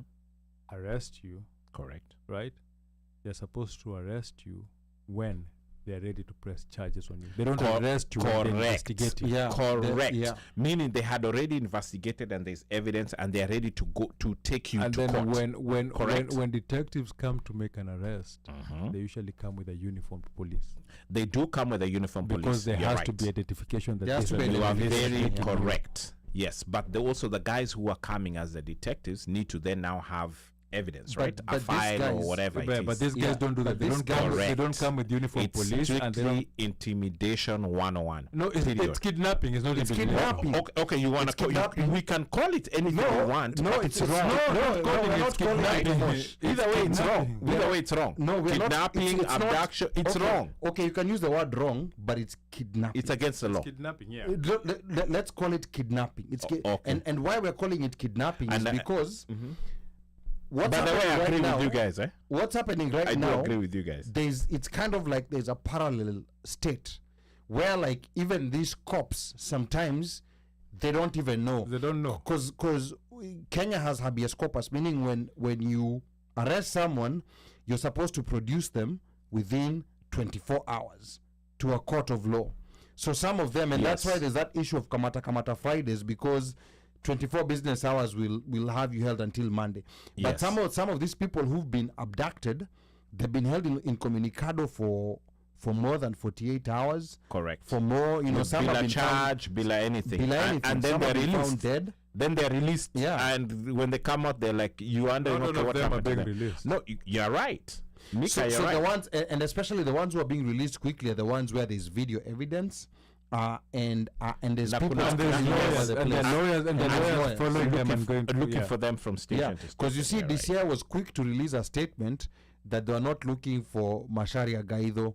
They are looking for Francis Gaido, Yes. But the then, guy so on doesn't that, Instagram. doesn't that, so first of all, the president came in front of the nation and said there are no abductions. There's no more, There- abductions or whatever. He said What did there he is call no it? abduction, there's no arrests, there are no Yeah. nothing, right? What He is said the thing? everything Yeah, is the going to now be one. followed. And then even the DCA said they were not abducting people. But then when they caught Macharia Gaido, right, they made a statement. So does that statement prove that it's them who have been kidnapping people? Yes, Because they were well, it denied they were not started- doing It it. does. It does. And Yeah, it and does. okay, and what? Because he was abducted, but they said that was an arrest. If that's an arrest, wow. Anyway, they called that an arrest, right? And he was abducted, and they put it on paper. Plain paper said, "Oh no, there was a mistaken identity. We arrested the guy. Blah blah blah. Yada yada yada yada." Now, had no one But- had evidence and posted that, But let me ask you something. go ahead. You're a detective, Mm-hmm. right? You're investigating Francis Gaido. Yes. How do you confuse Macharia with Francis? Because they both have Gaido. Yeah, But I'm No, it's not the point. That's the only reason they have. No, that's what it is. They're trying to tell us. That's the story they're selling. let's not That they're pretend that both Macharia that they're Gaido. both Gaido. Let's not pretend that That's Macharia what Gaido they are had. selling us. Let's not pretend that Macharia yeah. Gaido had 2 days ago had not written an article that was Correct. scathing to the government, yeah. right? And it was an opinion piece. And it it- wasn't. It was, and he was just laying out facts as they were. And then this is mimi wambia watu angalia bloggers are never bloggers, when they're hired by the government, they're never far from the truth, because they're given a script to follow, right? Correct. Yes. Right before this arrest happened, what did the lie post? That the media is being used by Uhuru to overthrow the government, right? And he pointed out that there's never been, and he tried fighting Kinalaria Kona Hawa Yozani. Now they're protected by bigger powers. Then he turned to Kenyan media and he started pointing out and attacking the media. And then what happened, right? Like he did post that on Monday, on Sunday evening. Then we come and find out right after there was that People's Assembly on X, right? And then Guaido's piece came out. So the thing is, the DCI uses Safaricom to find people's locations. So wrong. If they wanted Francis Gaido, So wangepata wrong. Francis Gaido Yeah. pale yuko. And when Francis Gaido took himself to the DCI with his lawyers, what did they charge him for? Misuse of a computer, right? Ati kitu alisema kwa space. That's what they charged him for, right? Lakini huyu akishika walikuwa nasema wale wakishika nini Mashari walikuwa nasema for incitement, right? For incitement, using the media to incite people. Now the thing is, if a government blogger comes out and says that the media is being used to overthrow the government, then we start seeing attack on the government. And then Gaido wasn't the only media person who was attacked. Kina nani Linus, kina Yvonne, nani, their phones were leaked out, and the government tried to accuse them of being paid or bought to discredit the government, right? And ask Spread people kuwasalimia. Yes. And the people waliwasalimia, but in a good way. Yeah, no, that thing totally backfired. Like it totally backfired on It them. totally backfired. For me, you cannot come and tell me that this was an arrest that was mistakenly done while you've been tracking people using their phones. You know, Mika, I think part of the reason why governments, especially this one, has been getting away with murder is because of always people giving them the benefit of doubt. And that needs to stop, because people have been killed. Correct. People have popped up mysteriously in quarries, you know, and especially those people who are caught on the lawn of the parliament, the day when people breached the parliament perimeters. A lot of those people got killed. Now, there was the guy who said, "Mr. Speaker, sir." That guy has disappeared completely. I don't know, you know, like whether he's alive. The guy with the mace was found dead. Yeah. So these people, they're out there. So there's a killer squad and there's an abduction squad. Yep.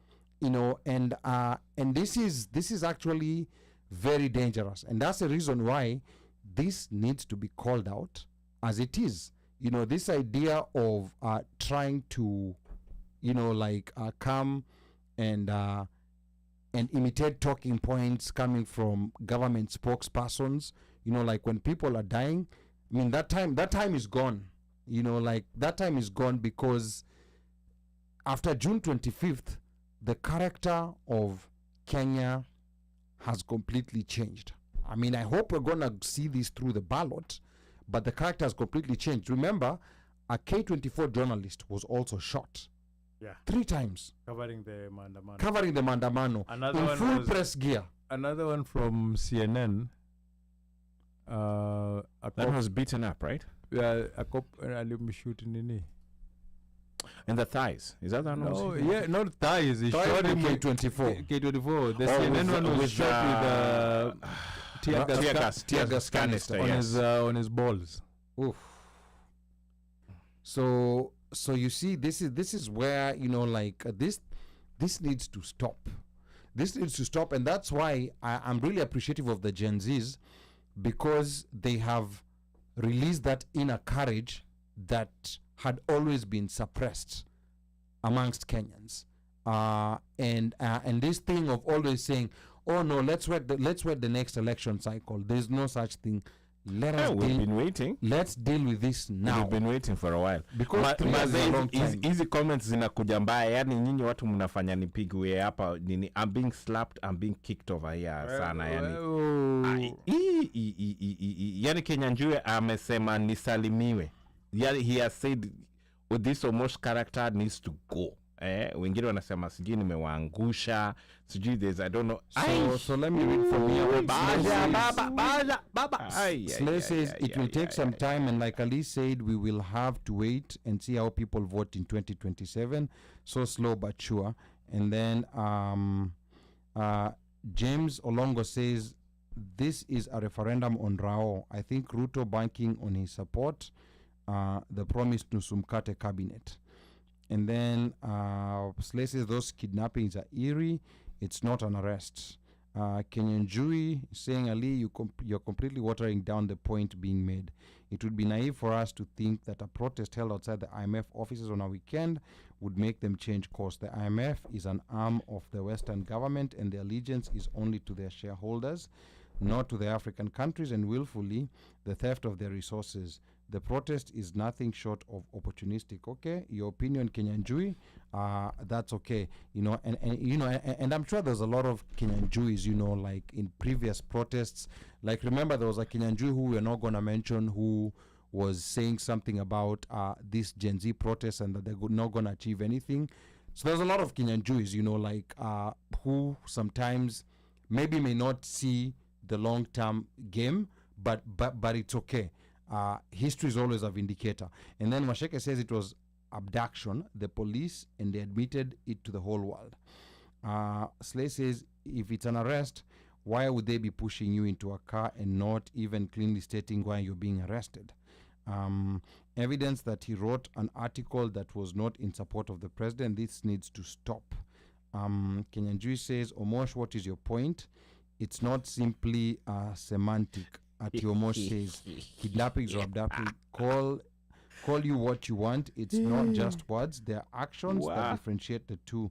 It's a difference between rape and making love.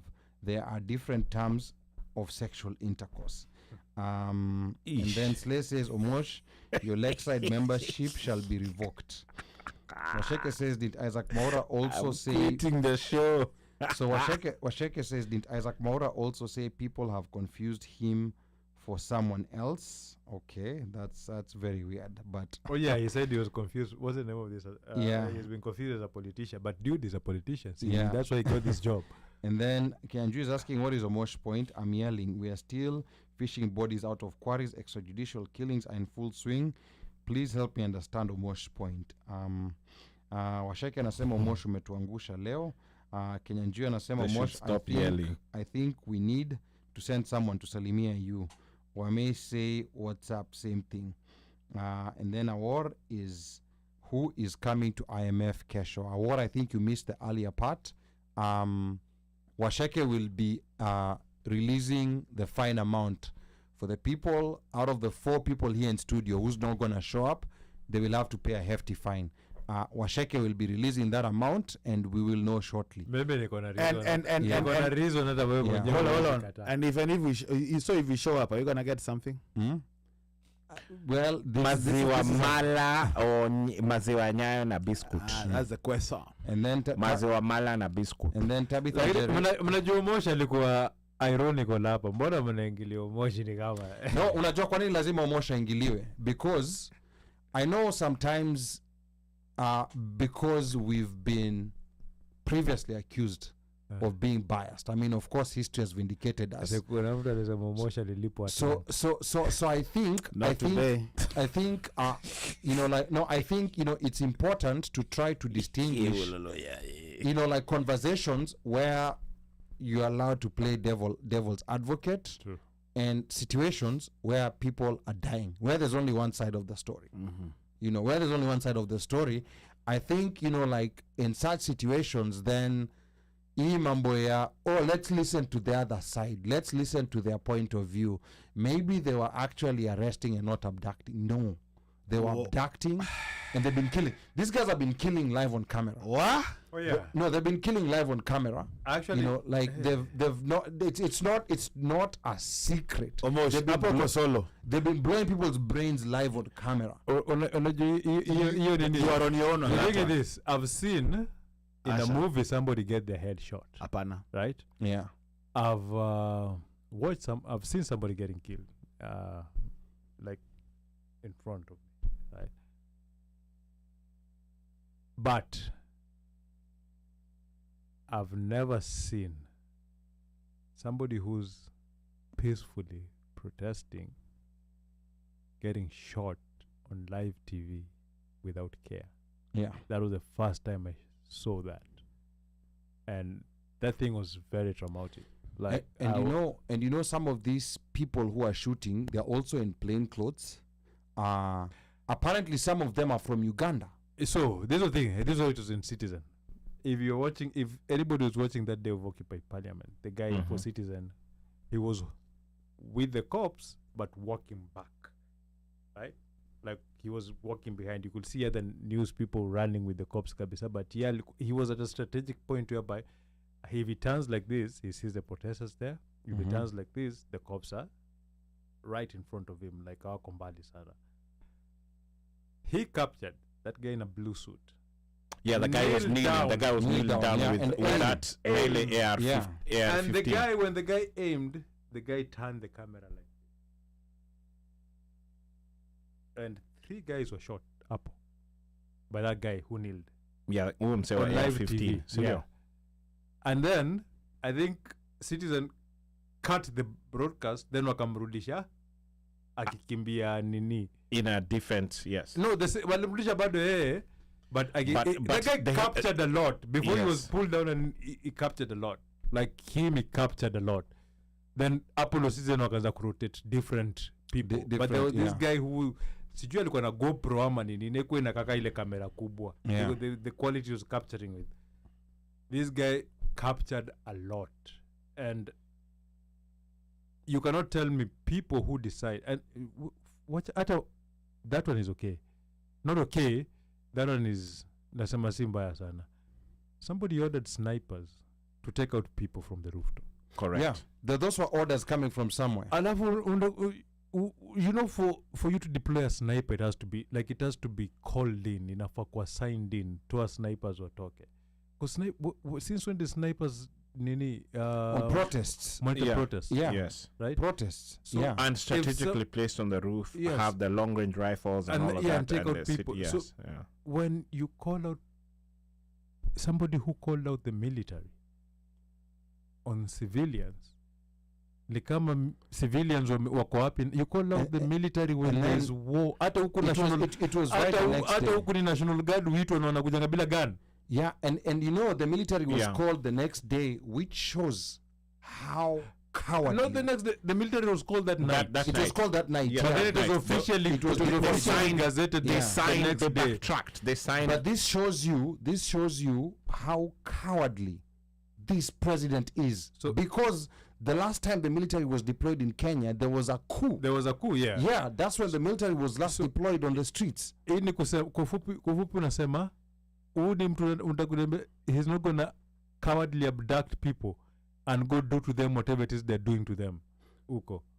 And then he called them treasonous on that same day, Yeah. which means he wanted to kill a few people. There are no arrests that are happening here. So yeah, anyway, you know, we got a bit distracted. Tabitha says, we love you, Mosh, don't quit. We are just a little shooketh.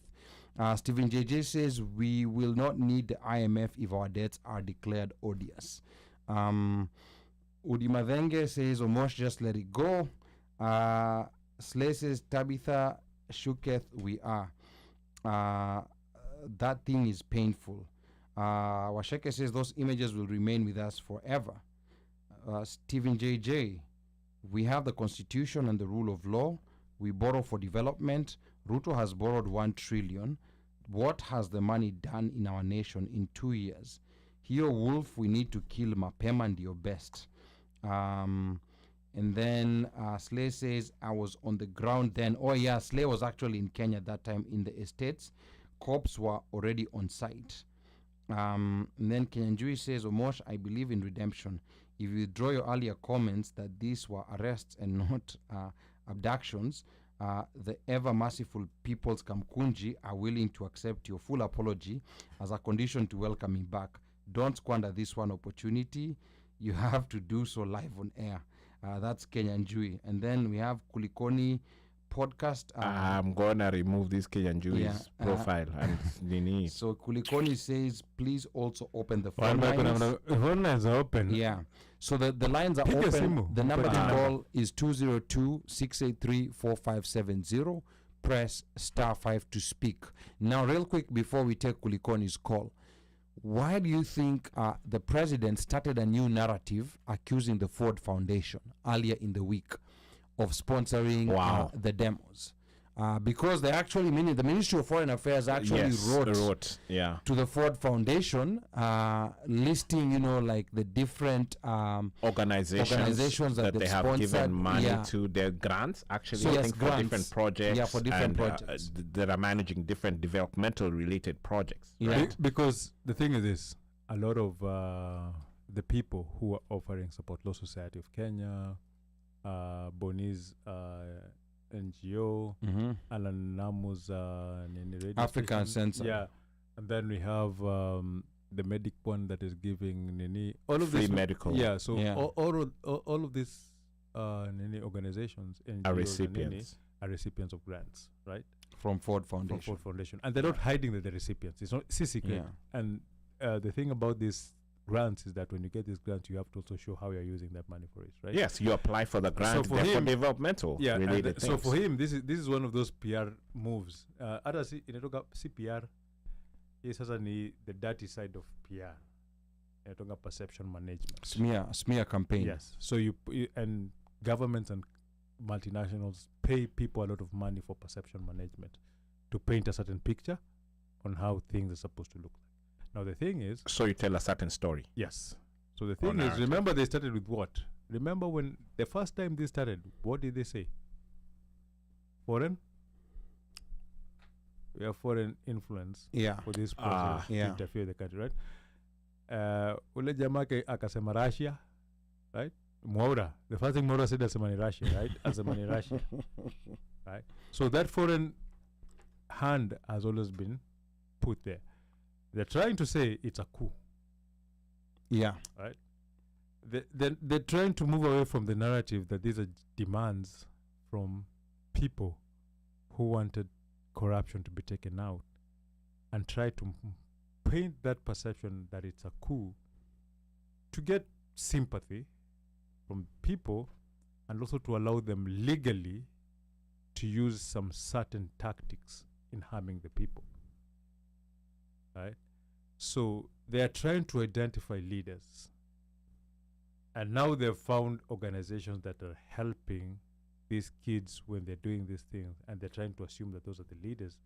So they're trying to, when they paint that, and then they think that maybe the Ford Foundation might stop funding them or might pull them back and tell them, yo, Okay. you're messing because up. of the perception. Yeah, you're messing it up for us. Pull back. And then they can try to diminish and make these protests go away. And also, so there's so many angles that they can use this to paint this kind of the picture that they want to paint. So the coup angle where they say that these guys are being paid foreign money. And remember, again, if you noticed, when they brought in Alai pushed narratives. Endo lisha narrative ya watu wamelipwa kukos maandamano. Yeah. And now you find guys like kina Khalif Cairo who have influence pia wanaanza kusing the same tune yenye Alena. Like you'll see strategically the people who sing strategically the same tune. Oh guys, nakwambia watu wamelipwa sijui guys sijui nini watu wamelipwa kuleta maandamano, kuna watu wamelipwa to the tunes of 200 million. Ilianza kama rumor tu Twitter, then the next thing Ford Foundation ikakusemwa, then the next thing tunaanza kuona watu wakithrow the amount, and then the people are like, yeah, go to the at Ford Foundation imeambia government nini, if you go to their website, the people who we fund are right there, and it's listed. It's listed, and we vet public. what they do to make sure Correct. our interfere na kitu yoyote. Unaona? So, but to the layman, nikileta hii story kwa Twitter ka story ya Jaba, right? Nikileta story ya Jaba nikiambiwa si unakumbuka ni Cairo alisema watu ulipwa, angalia ndo hii do imekaa imeingia, wanakanjwa, unaona.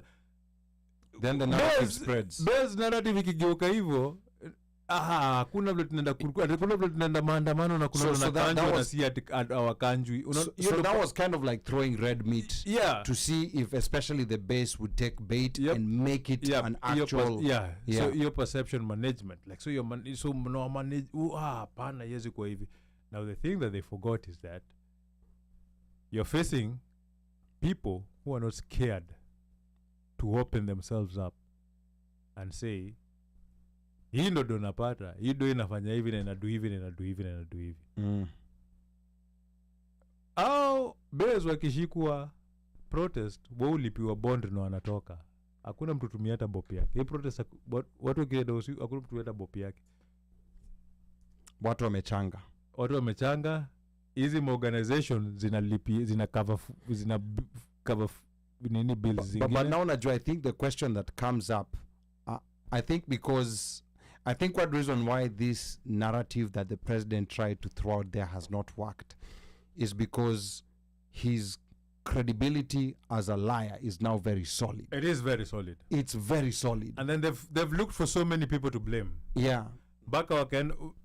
It's still the same thing. So anything he says, it's taken as a lie first. It's taken as a lie first until, and by the way, that rhymes with Robert, a lie. It's taken as a lie first. But the funny thing, you remember today? Coincidence. You remember today when he posted that he has a press conference at 4, and people on Twitter were like, yadi. Huyu jamaa siku hizi wakati announce anakuja kuwadanganya time flani. Like people are expecting it, like tunagoja and guess what? He didn't fail. When he read his nini, people laughed it off. Everybody, like nobody was. Yeah. So I think that's a problem with the perception, and I like that the Ford Foundation did not make a big deal out of this. I mean, of course, some of these NGOs have, outside this situation, they've been accused of coming to Africa and doing certain things, pushing certain agendas. It's something that has been there before. But on this particular one, I think that whatever they've been trying to do has been falling flat. Especially these younger kids, the Gen Zs, they're not believing stuff, that you're telling them. And you see with them, they're not influenced by people like Robert Alai or by people like Dennis Itumbi. And those are the other people, these bloggers, these government bloggers, let me mention them by name. Robert Alai, Dennis Itumbi, Gordon Opio, and the multitude of government bloggers who are out there. These are the people who need to be salimiwad, because these are the people who for a long time have been enabling, or rather being, the system that allows, all these false narratives flow into the bloodstream and make people believe. So these people, they need to be cancelled, and I honestly think they also need to be salimiwad, because at this point, of course, the influence is not where it was. But 10 years ago. Unajua Lai aliambia watu nini? Mimi nimetukanwa for years, hata mkinitukana. I don't feel, and the thing is that true, he doesn't feel it. Yeah, I mean, he's a paid, but then the thing is this, and that is why I'm pushing for recalls, right? MCAs can be recalled too.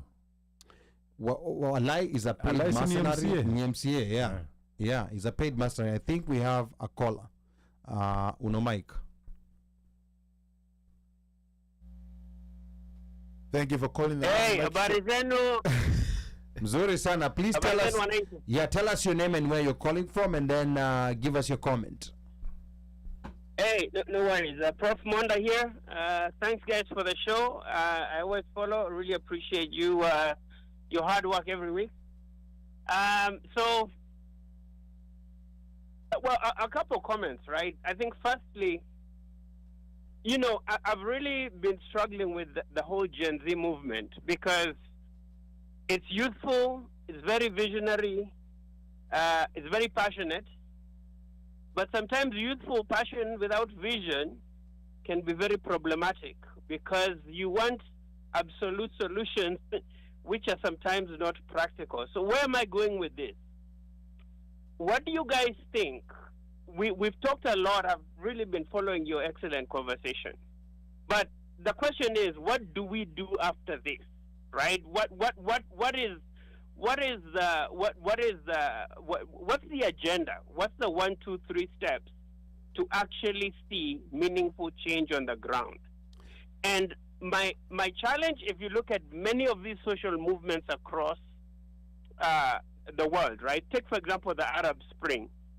It started with the same zeal and fervor, but the Middle East is pretty much where it was pre-2013, when the trader in Tunisia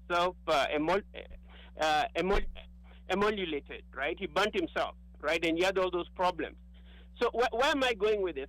What I'm saying is, there really needs to be a vision of what Gen Z want at the end of the day. And it cannot just be about people who are below 25. Because everyone is really a Gen Z. This is not something that started in 2024. This stuff started with J.M. Kariuki. This stuff started with the Mau Mau. That spirit of Gen Z is beyond 2024.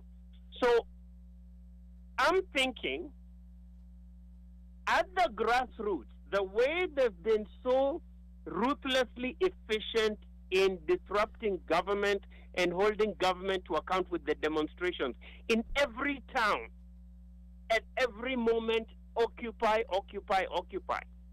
There should be a way this social youth movement can organize at the grassroots to place independent candidates. If they want to form a party, that's fine. If they still want to be a leaderless movement, that's fine. All these individuals will be identified, vetted through the movement, and will challenge each one of these politicians all the way up to the presidency. And they will sweep them out of office very, very easily, because they're the majority, and they're organized, and they're committed. In the interim, between now and 2027, they should really be adding, this movement should really be snowballing, holding bigger questions of similar to what you guys are doing with the IMF demonstrations in Washington. Nobody's really talking about this, about the debt that Kenya is taking up. Most of our debt is actually not to the U.S., it's to China. $80 billion in debt. So this is a big problem. And if Ruto is trying to diversify the portfolio, which means remove more expensive Chinese debt and replace it with cheaper IMF debt. But the problem is that's not really solving the issue. The underlying issue is poor, bad governance. You can tax people as much as you want, but as long as that money is not being used efficiently, it's being stolen, this is not helpful. So broader conversations really need to be made about structural problems with these multilateral bodies like IMF, because they are part of the problem also. They know they are lending to corrupt governments. They know that money is not leaving the U.S. It's buying apartments in D.C., buying apartments in New York, buying apartments in London, and buying apartments in Beijing. I think that's a bigger question these youthful people really need to think about. Everybody needs to think about. I think the broader question is also, gentlemen, we need to hold these criminals to account. How is it in Kenya in 2024? Kenyans, not even just very visible. If a very highly visible reporter can be bundled in to a car and treated like rubbish, what about somebody who's not known, an 18 or 19-year-old kid? Where are we going with this? This impunity has to stop. And it not only has to stop, people need to be held to account. And this brings me to my third point. Raila Odinga, whether you support him or not, has really proved to be part of the problem. Every time there's a critical juncture for Kenya to change, Raila cuts a deal. Ruto was about to fall. Ruto desperately needed someone to bail him out. And he was looking to find a way to get either Kalonzo to come and do a deal with him, or Raila to do a deal with him. If they had both refused and continued to put the pressure, Ruto would have been stuck. The donors would have refused to lend him the money. He would have had to break parliament and call for free and fair elections. But these politicians, part of the problem of why we can't get the change is the opposition is no different from the government, because they're the guys getting the $8,000 a month salary and sitting allowances and the SUVs. So they can cry and pretend, cry these crocodile tears. But believe me, Raila and Ruto are two sides of the same coin. They're all deal makers. And ultimately you will find this is a question about class and class interest. So Ruto is now in power as an elite, and elite interests are being threatened. So Ruto will call another elite, either Kalonzo or Raila. Raila was first to run and pick the bait and say, we need to settle the ship. So Raila will cut a deal with Ruto, just like he did with the handshake, which no other Kenyan participated in. We don't know what they decided with Uhuru, just like he did with Kibaki. We don't know what they decided in 2007. Raila did the same thing with Daniel Arap Moi with NDP in 97. We don't know what they decided. And these backroom deals are what is really holding our country back. Because anytime there's a critical juncture where we're going to clean out the old guard and really bring in new ideas and people who actually want to serve public good, that baby is always miscarried. Is always miscarried because of these older generation politicians. And Raila has really, really, really dropped the ball. It's really sad that all these young people over the years who've been demonstrating for whatever social movements Raila has pushed, that this is the way he treats them. Their blood is on his hands, and he goes to shake the hand of the person who's killing and abducting them. So my broader point is, in conclusion here, unless we have systemic change, the GenZs really need to organize themselves at the grassroots with a view for 2027. But in the interim, every social issue that comes up, whether it's about this new bill, whether it's about now putting pressure on the next half of the cabinet, which will be reappointed, which I think you'll realize was really a deal between Ruto and Raila. So Ruto has returned his half of the team, which is essentially the team that was there before, and now the other half is given it to Raila, so Raila can nominate people from his side. I mean, it's a game that the elite and landed aristocracy, whether it's the Kenyatta aristocracy, the Ruto aristocracy, or the Odinga aristocracy, they're playing on Kenyans. And I think Kenyans really need to see beyond that. Put pressure on him in terms of his cabinet. Every public policy issue, we need to know. All these cases around grass, the billions that have been stolen, all these cases around the Auditor General, money missing at the county, money missing from the Nairobi government, money missing from the national government. Why are all these cases never pursued? Our own DP, Gachagua, he had a 400 million shilling case. When they came into power, suddenly that case disappeared, was withdrawn. So it's really, I think you can see where I'm going here. Okay, it's Professor really Monda. a systemic problem. It's really a systemic problem whereby the system doesn't function because you have such entrenched interests on the opposition and the government that don't want things to change. Okay. Aya, asante sana, Professor Monda. Thank you so much. Are you going to be coming to the protests tomorrow in Washington, D.C.? Or how close are you to us? I'm in New York, so I had a previous engagement already arranged, but I was, we're having some the organizing. I've been involved with the ones in New York. Okay, sawa sawa. We need to connect with the New York team so that we can have a moment when DMV people come to New York and when New York people come to the DMV, because we're only 5 hours from each other. So asante sana, Professor Monda, as always, very interesting points. Right, and then the other issue also we should think about is what can we do as diasporans, right? Because imagine the capital, when you think of like when Kenyans go to support the rugby, right, the Shujaa, Yes. that volume and capacity. Yes. If Kenyans in diaspora also organize themselves, and because we can do a lot, we can call our senators, we can call a lot of us as citizens, we can call our members of parliament, we can target the key members on these congressional committees, we can fundraise for, to support some of these, like that reporter, like you guys were saying. How do you just target? And she was warned. You just target the police and they just shoot her for doing her job. It's so inhuman. And then the wider other issues, Kaka Mwenyekiti, all these bodies that turn up in Shokohola, these bodies turning up in Kware, it really seems to me that there's a cartel engaged in body harvesting. There might be cults, but I really think it's more about harvesting of human organs. And this is really the ruthlessness, the mafia state that we live in Kenya. And this is worrying because, a lot of people want to retire in Kenya.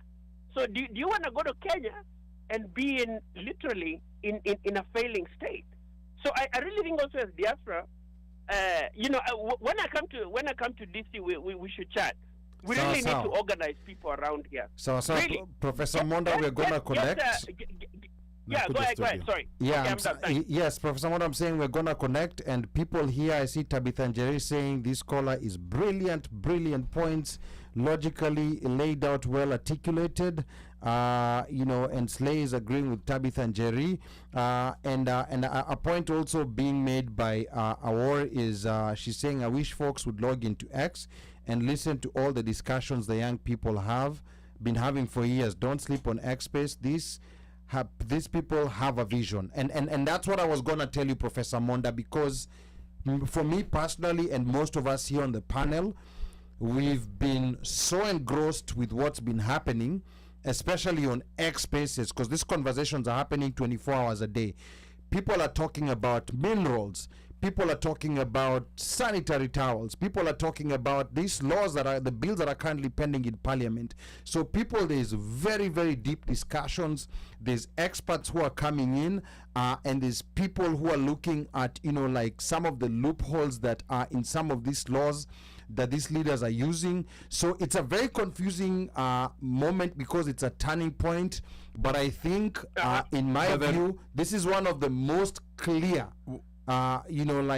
groups that I've seen with a vision, because unlike the other groups you mentioned, Professor Monda, like in Tunisia, in Egypt, in all these other countries, unlike all, the unique thing about the Kenyan situation is that all these young kids are being led by the constitution. Yeah, and then that is a common common focus that they have. All these other countries, they did not have a document or anything that brought a unity of purpose. And then so that's one very unique thing. Are you disappointed with Raila? I know you've known him for many years. Yes. Are you disappointed that he is gone for a handshake and Deeply. is really part of the problem? I am deeply disappointed. And I don't think, in as much as I've supported Raila for so many years, I don't think he's going to recover from this. So, and that's the reason why we're discussing previously. Maybe he looks at this like his last stand. Let me just benefit, like the people who are around me who had promised them this and that. But this is very deeply disappointing. I don't see, he's always been able to get himself out of those handshakes and deals that he's had before. This one, I think there's no returning from this. I'm sorry to say, Mika. Ali, another thing I wanted to tell Professor here is that you ask what is the vision that these kids have. They've clearly said what they want. Number one, they've said they want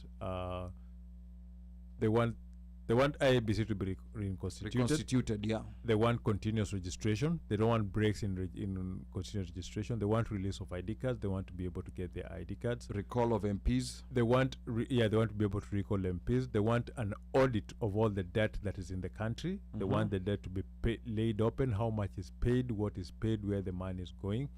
They want a lifestyle audit on the members of parliament, and the money that has been stolen to go after that money, so that that money can come back and pay the debt that is there. They've said that they want more opportunities for them, for youth. They don't want to be told they have to go to another country to go work. They don't want they've gone to school. They want to stay in their country and help their country grow. They Right. want opportunities to be there to work. So right. So isn't that also essentially the problem, that both the opposition and the government, they don't want the IEBC to function well, because they'll be out of office, they'll be recalled, and that is their place. and So that- and- constantly they want to make sure they undermine IEBC, so that it's always a crisis. We are rushing to get IEBC 2 months before the election, otherwise we'll become another Rwanda. It's a very cynical, systemic ploy by, again, the elites in both the government and the opposition. Yeah, and so that is why I felt that when you say that you feel like they look rudderless, or there's no clarity of vision. No, there is clarity it's of actually vision. very clear. There is a clarity of vision Do you think they should of have what do you they think want. they should have a leader or No. No, absolutely no, not. because there is the problem that has the thing that has brought us here is leaders. It's the leaders who go. You yourself said there was a handshake that was made that nobody else was privy of what was made in that handshake. But Professor Monda, I think this is something that we are learning. I'm sure you're also learning with what's happening right now.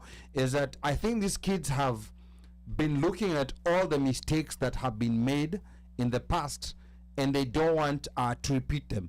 The other interesting thing about these kids is that no one has said, like, I'm looking for a political position, because for previous generations, that's what people have been looking for, and that's why it's been easy to lure people with goodies, that we're going to give you this office, we're going to nominate you, we're going to do this. So these kids are just asking for accountability, and they just want a chance to have a shot at having, like a decent life. They're not even asking for anything lavish. They're asking for a shot at a decent life. Of all the movements that I've seen from before that I read about, and that have been there through my lifetime, I have never seen so much clarity of thought like this one. And they're so consistent. When you listen to them across different platforms, be it mainstream media or be it in X spaces, they're all speaking the same language, they're all saying the same thing. And this right here, Professor Monda, might be our delivery from evil. So that's why and they've achieved so much. I agree with your ideals. My challenge is 54 million Kenyans cannot make decisions for every little thing. That's why we have representatives, right? That's why we have a parliament, right?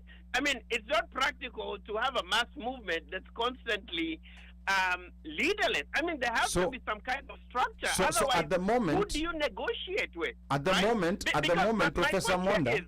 My point here is, just real quick, my point here is, gentlemen, politics is about compromise, right? It's like making mutura. You're not baking cookies. It's a messy, smelly job. It's about compromise, right?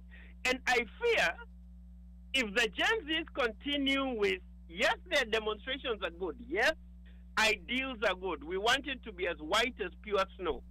But I fear in the event that you don't have a structure, even foreign players, the Brits and the US and the Chinese, they're all looking and they're getting nervous because they support you philosophically, but they're also scared if they're not sure about what's going to come after. So that's I don't know. I'm just throwing that as the thing is this. So Professor Monda, this is if you listen to the conversation earlier, what we said is this. The thing is, not everybody has to be a leader, right? The thing is, it gets to a point whereby if you feel you're a leader and you have a political party and you want to lead and they're calling for elections, come, sell yourself and we will decide if we want you. But know that if we choose you, we are going to hold you accountable at certain standards. So we are not going to vote for you like it was back in the day. in terms of popularity or you're buying votes or what you're doing. It's you just know that whatever has caused this election can cause another election. So it comes to a time whereby when people make demands, they don't make demands in terms of they want to be the ones who take that mantle.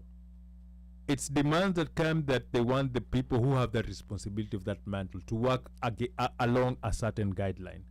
So telling the Gen Zs that they have to form a political party and it has to be a political party of Gen Zs is basically telling them. No, I'm actually just suggesting that because I know you can start with an absolute, very radical position and say Ruto must go, but then you also have to then come up with a counter offer to say, and these are our compromises. And the compromises that's are how there. Politics work. And that's what we've told you. And that's what that's how politics works. So You Professor can't get Monda, everything you want. so Professor Monda, like before we let you go, the one thing that I will, I will quickly let you know, like with our own, because we're all learning in this process. It's not that the Gen Zs have asked for anarchy.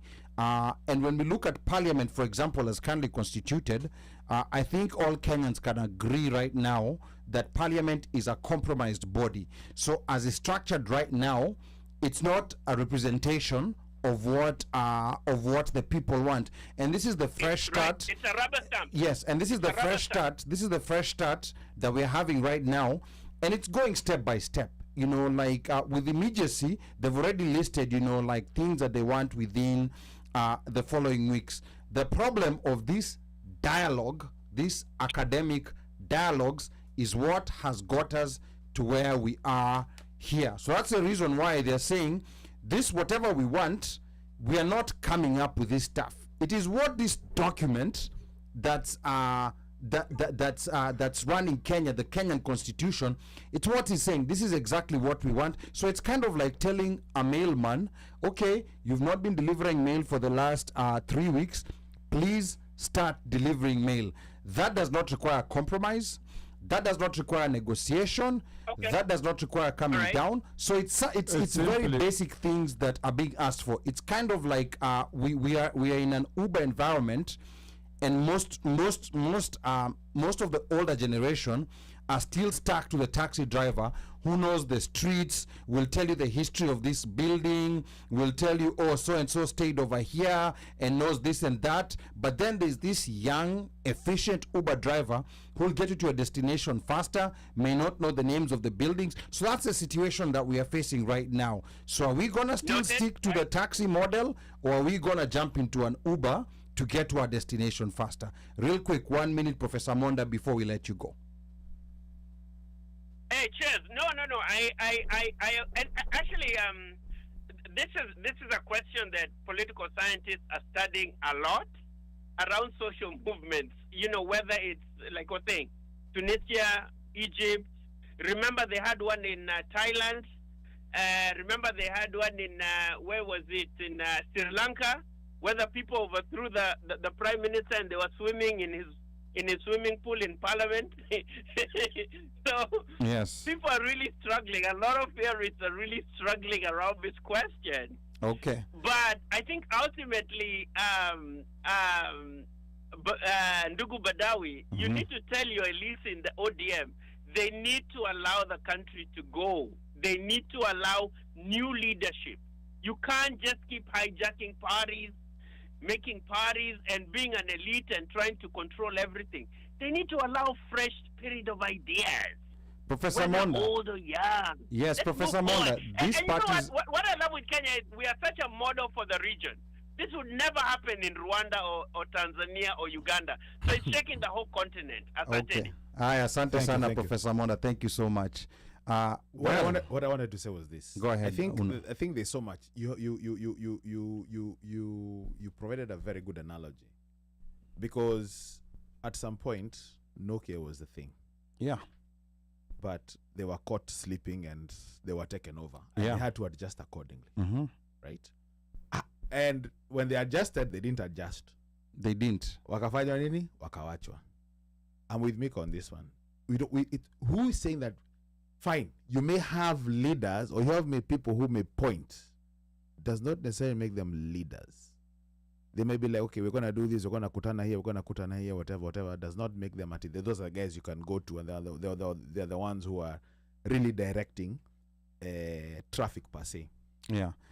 But it's not and I think that is the notion, like okay, you have to have a leader. No, you don't. No, you don't. No, you don't. You know, and this organization, this Gen Z movement, it's not. I would call it. I know it's called leaderless, but I would call it leaderful. You know, for every little, you know, like X space they have, there's someone who's hosting. For every tasks they have, where you need, you know, like someone to lead you through this task, they have people. They have people who are organizing fundraisers. They have fundraisers for people who are hurt or people who've been killed in the process. They have people who are organizing legal help.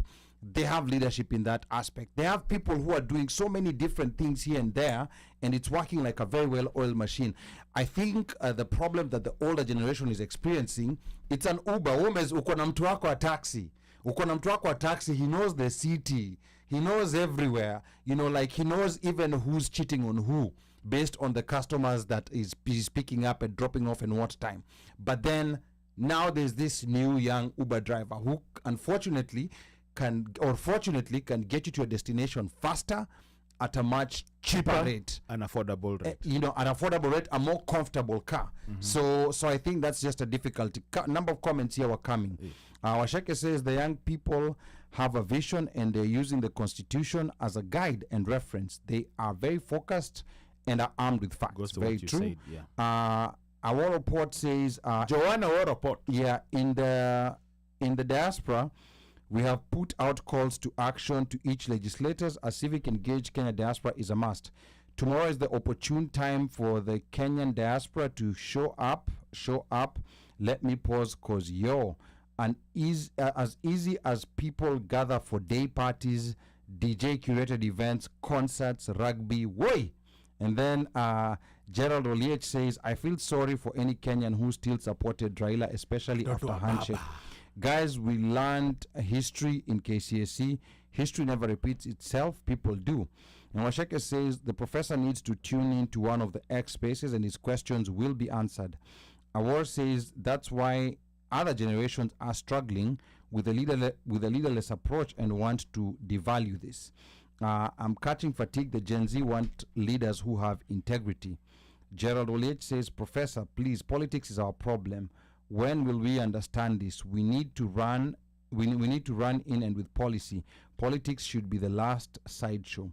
Washeke says, why is the older generation fixated on the movement having a leader? Awar, because they cannot see the vision. They love the status quo. Kenyan Jui, the villagers have come out to stone the snake, and the snake now demands to know, who is your leader? The villagers respond and say, we are leaderless, but we all agree that we want you gone and dead. Very good from Kenyan Jui Apo. Gerald says, now that is policy well and articulated and profoundly explained, let the mailman deliver the mail. And then Eva says, Kenyans have compromised, trusted, and accepted nonsense for too long. Kenyans are tired. Drastic change all around is required now and also at the polls. Yes. The harsh one. And then Washeke says they even have people organizing food for those in hospitals. Awara Sema Amkeni Kumekucha, get with the program, adjust and open your mind. And Eva says the push to identify leaders within the Gen Z by the government seems like a move to be able to manipulate and instill fear to hash out and stop the protest so they can get back to feeding 100% themselves. And then again, want to remind the listeners that you are tuned in to the One Mic Show, and I'm your co-host and producer Ali Badawi. We were of course talking to Professor Monda earlier. We're talking about Azimio leaders Raila Odinga's move to sanitize Ruto in exchange for cabinet positions for his coalition. I have the regular panel with me, Mr. One Mic sports anchor Mika Och and resident DJ Omosh Fire. Time is really running out, but we're shortly going to be talking about the damage in President Ruto's carefully crafted international reputation. So stay tuned for that. We're going to be talking about that as we try to wrap up. Our lines are open, 202-683-4570. Press *5 to speak. Feel free to call in. Of course, remember, protest tomorrow at IMF HQ2 at 1900 Pennsylvania Avenue. That's going to be Saturday, July the 20th, tomorrow, 12:30 to 3:30. I checked the weather. The weather is going to be awesome. It's not going to be as hot as it has been the previous weeks. It's going to be in the 70s. I'm part of the organizing team. I can see Awar here. Awar has also been working so hard, diligently. I'm even surprised she has time to, come and tune into the One Mic show, because she's been working diligently to prepare for the protest tomorrow. The protest basically is going to be a demand that the IMF bear responsibility for the 50+ deaths following the demos to reject the IMF-inspired Kenyan Finance Bill of 2024. Of course, Washeke had already declared before that anyone in this panel who does not show up will be fined. Washeke will be telling us that fine, and I will be collecting it. So, and those are just the rules. So you have a choice. Kwani si democracy? Yeah, you have a Malakul maut. choice. No. There's no democracy. There's no. It's leaderless. It's leaderless. But it's then why are you collecting? It's leaderless. It's a task. That's a task. That's a leader. That's a task. That's leading. No, it's a task. You're leading the polls. We are leaderful. How is he a bazaar who doesn't have portfolio? Exactly. Bazaar being a portfolio. So just know you're gonna get fined if you don't show up for this protest. So anyone who's within 5 hours of the DMV, please drive down to the IMF. We're gonna be singing. We're gonna be having a good time. 12:30 to 3:30, and this is how we will start mobilizing. Because even in the diaspora, we have to organize ourselves. Because if we don't organize ourselves, tutapangwa na wengine. So yeah. So now here's the deal. Let me read a couple of more comments here before I forget them. I can see Kenyan Jew saying nice show, guys, and then Steve Batty says good luck tomorrow, everyone. And then Awar says I have a ride. I am coming with Omosh. So Omosh has already been designated as an attendee and as a driver.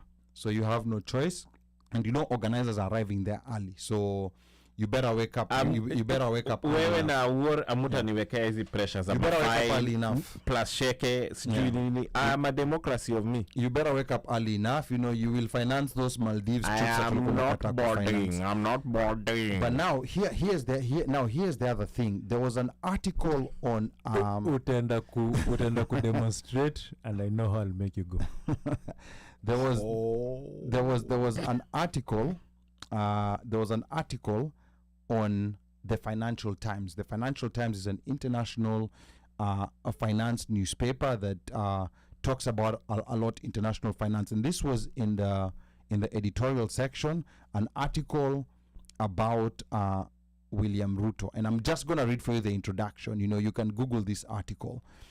It says, in May, William Ruto, Kenya's president, was being feted by the White House at a glittering gala dinner hosted by Joe Biden in the first state visit by an African leader to the U.S. In 16 years. By July, Washington's favorite dinner guest was facing a popular revolt at home. He fired his cabinet and jettisoned a tax-raising legislation after nationwide protests culminated in the storming of parliament. So this article basically was a takedown of President Ruto on the international stage. Because what happens with such publications, there's Wall Street Journal, which is an American publication, and then there's the Financial Times. This is where billionaires and institutional investors get their signals from. This is where they talk to each other. And they kind of tell each other, hey, by the way, unaona kule Kenya, kumewaka moto. So this right here was a signal to investors, because this is what they read. In fact, even I had to consult my millionaire career expert friend Tabitha to get access to this article. You had to pay $79 a month to read these articles, and me, I was like, it was such a juicy article. Hey, but me, I was like, pay what, $79 a month? Hakuna njia nitasoma hii article. So the reason why it's so expensive, it's because it's very rich people it's mostly very rich people who read this publication. So Tabitha invest a lot of money. that's why he said he's a millionaire friend. He Yeah. said it. He's Yeah. a millionaire friend. Yeah. Yuko huko. Yeah, she's there. Akombele kamfuka shati. Yuko humble lakini yuko Yes. huko. What? Tabitha. Yeah. But yeah. So Maldives courtesy of her- onge. Maldives. So courtesy of her, I was able to read this article, and it was a total takedown because that carefully crafted international image. Remember how Ruto was traveling all the time. This is the first time since he became president, he has stayed in Kenya for more than 4 weeks. I think even for more than 3 weeks. This is the first time. He's been traveling for 20 months. I think he's traveled to more than 60 destinations. Yes. Unajua, walikuwa nasema alikuwa naambianga pilot hata usizime kuna matanga naenda Yeah. Wacha gari saa tulimwaribia. wacha kiguruma kuna matanga naenda. Yes, he could not go for the swearing in of Cyril Ramaphosa. Tulimwaribia. There was a NATO summit here in DC, and of course he would have been the castar, our new NATO ally. Yeah, he was gonna be like Yeah. angeintroduciwa kwa watu. Yeah, angepiga ka speech nini. Unajua kianvil dem kwa maboy. Basi hivyo, yeah. Kwa hiyo design. Ndio hivyo sasa. Mpeleka hang na Kwa maboy kama siku ya hangry. kwanza. Yeah. Yeah. Uongozi wa approve ndo huyu mama. Yes. Ni Yes. watu wake Mungu. But now you see that carefully crafted international image, you know, like where he was getting kudos everywhere, state visit America, it fell apart like Amalinze the cat in Chinua Achebe's book. Yani ilianguka flat. Slayer juu ya Malinze. Slayer juu ya Amalinze the cat. Ajui, Slayer She juu. needs to read Things Fall Apart. It totally fell apart. I mean, right now, I don't think there's any international leader who wants to touch William Ruto. No, hakuna. Because you touch him, you will be turned to dust. In fact, I think even America right now, Best yake ni Meg Whitman peke. now notice Meg Whitman has disappeared. Excuse me, hold on. In Megan? Meg Jepchirchir Whitman. Sawa, okay. Make a Notice, correction. notice even the statement that came from the US Embassy, it did not have Meg Whitman's name. Meg has totally disappeared, and I will not be surprised if our calls of Meg Whitman must go. But she's disappeared because people said they wanted to be. They clearly told her like where went on next. But remember, she's the one who, together with the IMF, who came with a report that there's gonna be a little bit of Austerity. there's gonna be a little bit of maandamano, but then it's gonna be fine. It's Yeah. a Peter too. And I remember she was the first one to declare the elections. Yeah, she was the first one to declare the elections free and fair. And she was a brand new ambassador at that time. No diplomatic experience. Alafu akaput travel restrictions to Kisumu. And then kumekuwa na scandal embassy ya visas. KTN did an expose. And then, you know, like Kenyans, they've been delaying visas for Kenyans in that embassy. Unaambiwa ati sijui appointment iko sijui next year. And a lot of people who go apply are denied without any legit reasons. Na kuna So refund. So I think this is an issue that Gen Zs need to look into, because that embassy in Nairobi has fleeced so many Kenyans. And I think this is something that needs to be addressed, because now Ruto's image globally, and this is the problem with our leaders, they do not negotiate on our behalf. All these silly agreements they've been negotiating. First of all, how come Kenyans, they did not negotiate for Kenyans to get 10-year visas like Rwanda has? Yeah, we don't have 10-year visas. No, NATO ally. Oh, carry on, sorry. Yeah. Let me not trigger you. Yeah, now you see, and whenever negotiating, because the other place that I think Gen Zs need to look into, and we need to go into these X spaces, is foreign policy, because foreign policy determines so many things. Unfortunately, because diplomatic postings are those spaces that are not visible to Kenyans back home, this is where all failures are sent. This is where people who lost elections, this is where girlfriends, this is where, you know, like all kinds of people who are being paid get sent. Yani Ali. No. I mean, this is the season for revelation. But This is the season for revelation. Ali, Yeah, girlfriends and boyfriends. and boyfriends You have to too. you have to Yes. be equal. Yes, just fair in case. enough. Okay. Fair Thank you. enough. Kindly moving on. Girlfriends and boyfriends, and that's the reason why we have, and it's not like we don't have qualified people in the Ministry of Foreign Affairs, but the people they send out as leaders, like even when you talk to them, unagundua kwamba wao ni vichwa yai, you know, like they have nothing in their heads. Tuliambo tuko na ule jamaa kwa Atlanta na diaspora nani? Almost tell us more about him. Wendo likuwa huko. Hata nimesahau. Ushaijua ni nani? No. No, they don't know who he forgot. is. There was a name that was tulitajwa. There was a name that we were given. There was a diaspora liaison. Yeah, diaspora liaison or something. Yeah. There's that one, but you remember you With- guys when we went for the dinner with champions with Wahome Wilson? We knew that. That's when we found out there was a Kenya diaspora. That's the one. The diaspora. The ladies. No, the lady No, was the ladies were- the ladies that is were- was it different. Tembea Kenya? Tembea Kenya. That's Was it no, the Tembea ladies Kenya? Tembea Kenya. No, Tembea Kenya. Magical Kenya. Magical Kenya. Yeah. No, Magical Kenya is totally different. That's totally different, Magical yeah. Kenya, all the kazi yao ni kuuza Kenya. But you know, our to a diaspora, me I'm okay, you know, because I think as diaspora instruments were abused, it's the people who are in foreign policy. Foreign policy, you're discussing with people from the office of the U.S. Trade Representative. These guys have years of experience in WTO. Some of them have experience in Kenya. Some of them have experience, and the people who are coming on the other side to negotiate, they don't even know what they're negotiating about. You know, so whatever they are given, they accept, and that's the reason, you know, why when you look at a lot of deals that we get, they're very skewed. Unakuta kuna certain clauses, you're like, how did they accept this? So I think that's another space that needs to be looked into, foreign affairs, because that's where a lot of failures are sent. I think Professor Monda is about to trigger you if you read the comments. Haiti. Height. Okay, so Professor Monda says Haiti is a mess. Why are we doing the U.S. regional hegemonic imperialism on the cheap? What is WSR's cut on this mission? This was a cash deal. This Haiti, it was a cash deal. Dan Foote, who was a former U.S. envoy to Haiti, revealed that this was an idea that was actually pushed by Meg Whitman.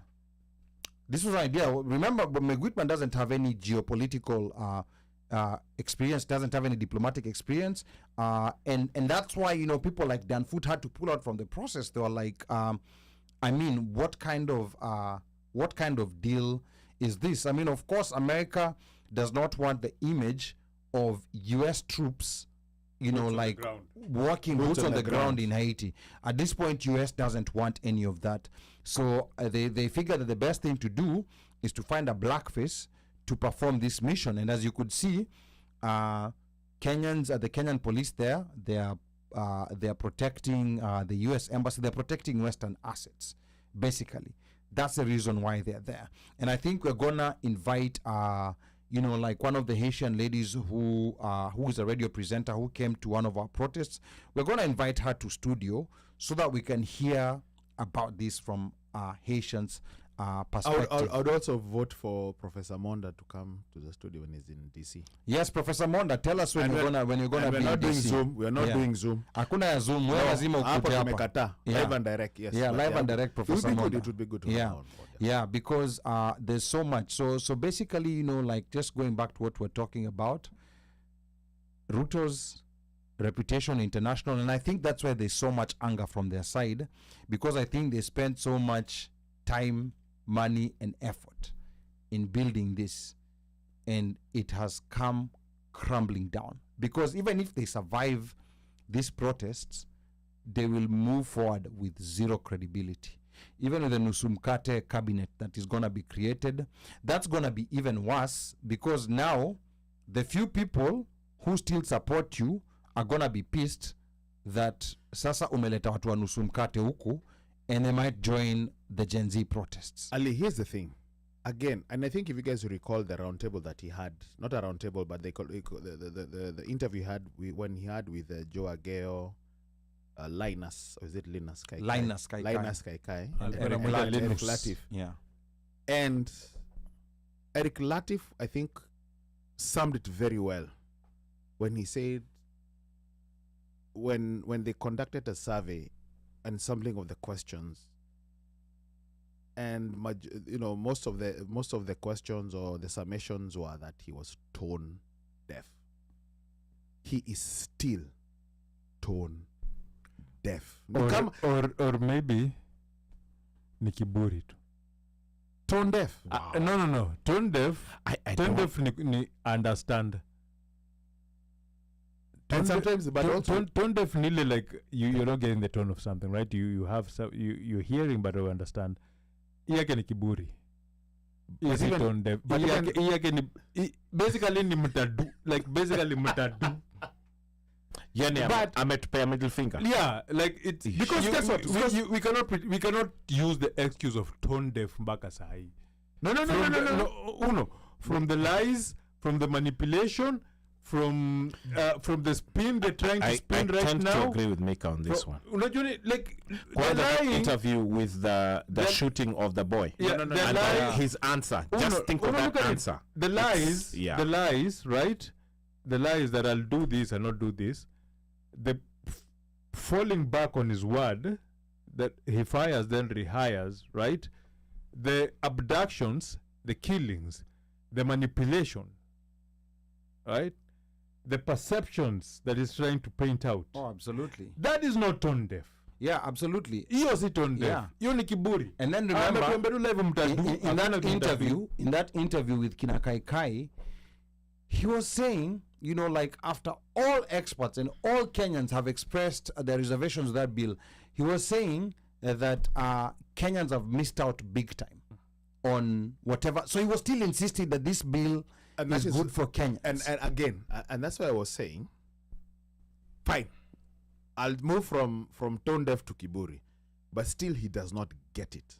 No, he gets it. No, he He's gets choosing it. not- He gets it. He totally He's gets it. choosing He's to just do telling what you, he's doing. F you and the horse you Yeah. rode in on. Yeah. Yeah. That's what he's saying. He doesn't give- Because he what doesn't can you give do a about damn. it? And then, you know, my theory also is that I think he owes a lot of people money. Simnajua, you know, like these guys, these flamboyant guys. Engineer. Our wanauza, you know, like our watu mtani wanauza drugs. The flamboyant guys. But then kuna masters wao pahali huko Yeah. juu where they have to deliver the money. So Suppliers. sometimes they make the money and instead of going back to pay their suppliers, they buy lavish stuff na nini. So I think that's where he is right now. He's been cornered. There's some masters out there who we don't know The puppet master doesn't care. who he about- owes. Yeah, they're like, boss, you know, like we invested so much in you. You better pay us our money, because look at how America invested. Remember, a state visit is America's highest expression of soft power. When they go all out to give you a state visit, you have to pay back. You know, like you must pay back. When you look at all those raft of items that America wanted, and this is out there on plain sight on the White House website, and those are what they've listed. Then there are those secret ones. These guys were fully vested in having this guy 2 times, maybe even more. But now this is falling apart. So uko on the side, I'm sure, you know, like diplomats have back circles. I'm sure uko wanamgonga gonga na chuma wanamwambia wewe, you know, tulikusaidia figure kuingia this hapa. out. So it's lazima unini. So he's cornered. so ni kama dame flies you out Vegas, all Guy- expenses, all guy expenses. flies you out, or ama dame flies you out. The mama flies you out. Yeah, I'm playing reversal. Mama okay. flies you out. Yeah, Fully expense play. You carry paid travel. yeah. Unakaa pale ile hotel ile Murwa huko ni Vegas. Bellagio. Water Presidential- fountain. View ya water fountain. Yeah. Presidential seat of you.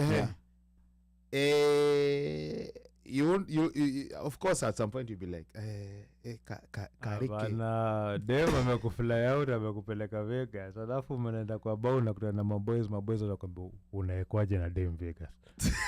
Alafu unaenda kujaribu kumwambia, unajua wacha nikakaende maboy. Anakwambia wewe, unapenda nikuleta huko, nataka kucheza dice. I rest my case. Wacha hata kukana maboy. I rest my case. Wacha hata kukana maboy. Unaona maslay queens wengine hapo kando ambao wamejipa zaidi ya ODM wamekuleta. Wacha na snake quiz. Wewe umeletwa. Umejua umebakwanyiwa nini?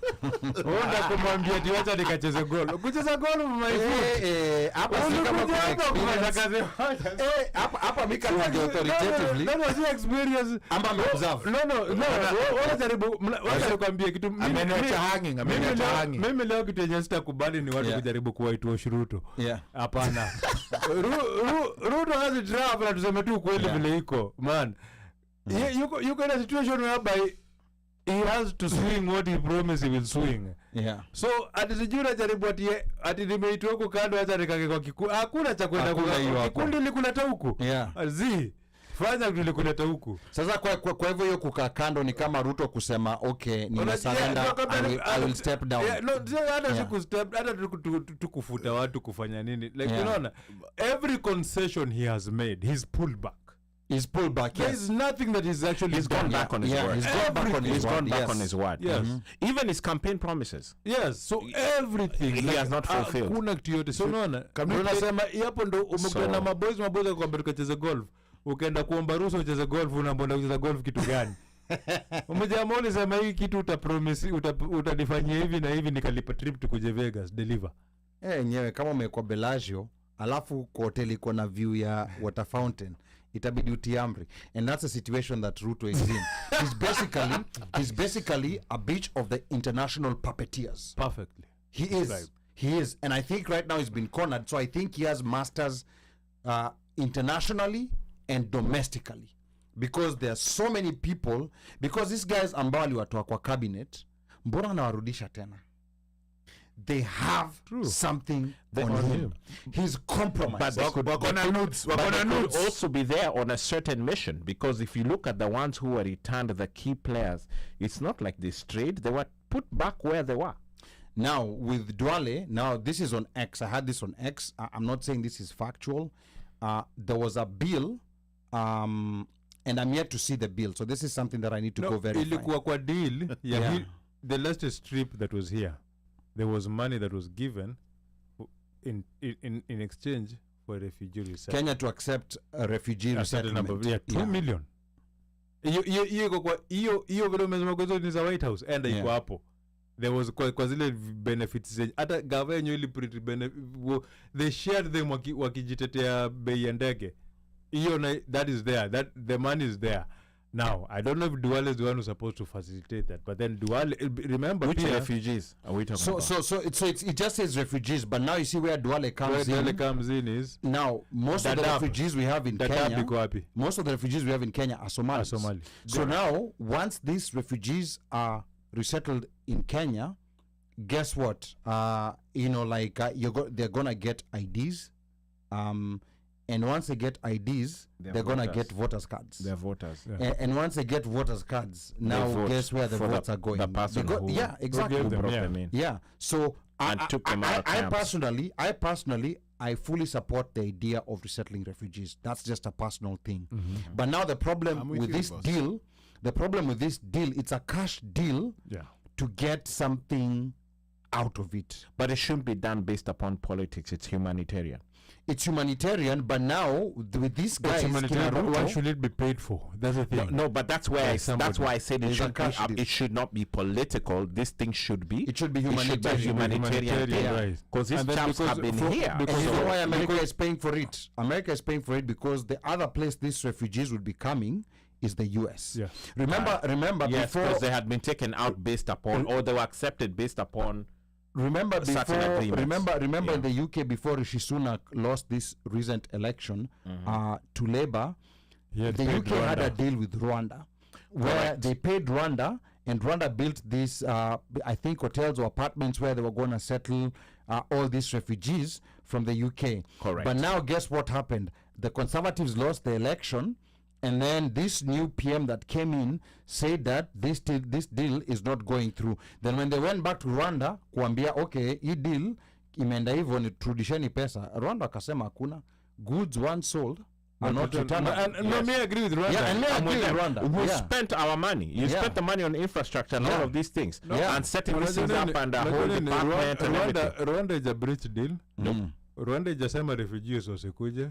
Rwanda imekuchukua pesa. Yeah. Tuambia mkitaka leteni refugees. Msitaka Mwende. Ndio hivyo. Mwende. Mkienda. Yeah, hiyo ni shauri yenu. Nyinyi mkajipange huko. And then the thing ukiangalia sisi Kenya, the thing with the refugees is that we have the biggest refugee camp In the Africa. world. In the world, right? Yes. I don't know about in the world. It's in the world. But at Piga least I know, madafu, it's in the I world. know in Africa. Yeah. It's in the world. I know at least in Africa. I don't know about the Well, Na hiyo yeah, refugee camp iko kwa that nani? gets it. world. Iko wapi? There's Ah, multiple refugee hapo camps. tu. Kuna No, Dadaab, kuna Kakuma. Dadaab is the biggest one. Yes, right? ni- Yeah. Mhm. Iko wapi? Iko Si yako hapo iko tu. Garissa. Yes. Same way. Yeah. Kakuma iko wapi? Kakuma si iko side gani? Iko Rift Valley, iko Turkana. Yeah, but what demographic of people does it have? No, there's a mix of people. There's Kuna but then Sudan, kuna Somali pia. kwa hizo kwa Kakuma ni Kakuma, I would not know. I know Dadaab, the biggest number is Somali but hata refugees. Kakuma pia. Okay, Because I did remember not know that. Kakuma ilitengenezwa first for Somali. Au Yeah. wengine walikuja later. Walikuja baadaye, Yeah. yeah. Cause Dadaab ilikuwa imejaa. Yeah. Yeah. So there's some they try to put the Al-Shabaab angle ati because ni Msomali and as a protect your border, northern border ya nini, but then let's be realistic. That is one of the biggest trade magendo inafanyika kwa hiyo border, like kile makaa na sukari yenye inapitaka kwa hiyo Yeah. ikipita hivi kifanyo Yeah. kiuzu, it's so much that to a point whereby a politician over there, you just give the clansmen over mob say to control the magendo and they will do whatever you want to do. So even Vilali anasema controlling the voting is going to be quite easy. Yeah. It's just going to be making somebody powerful from there and na apige watu whips waambie wafanye hivi. So again, kina Duale kina nani ni zile mapati zile za ODM zile za haraka zenye zilifold.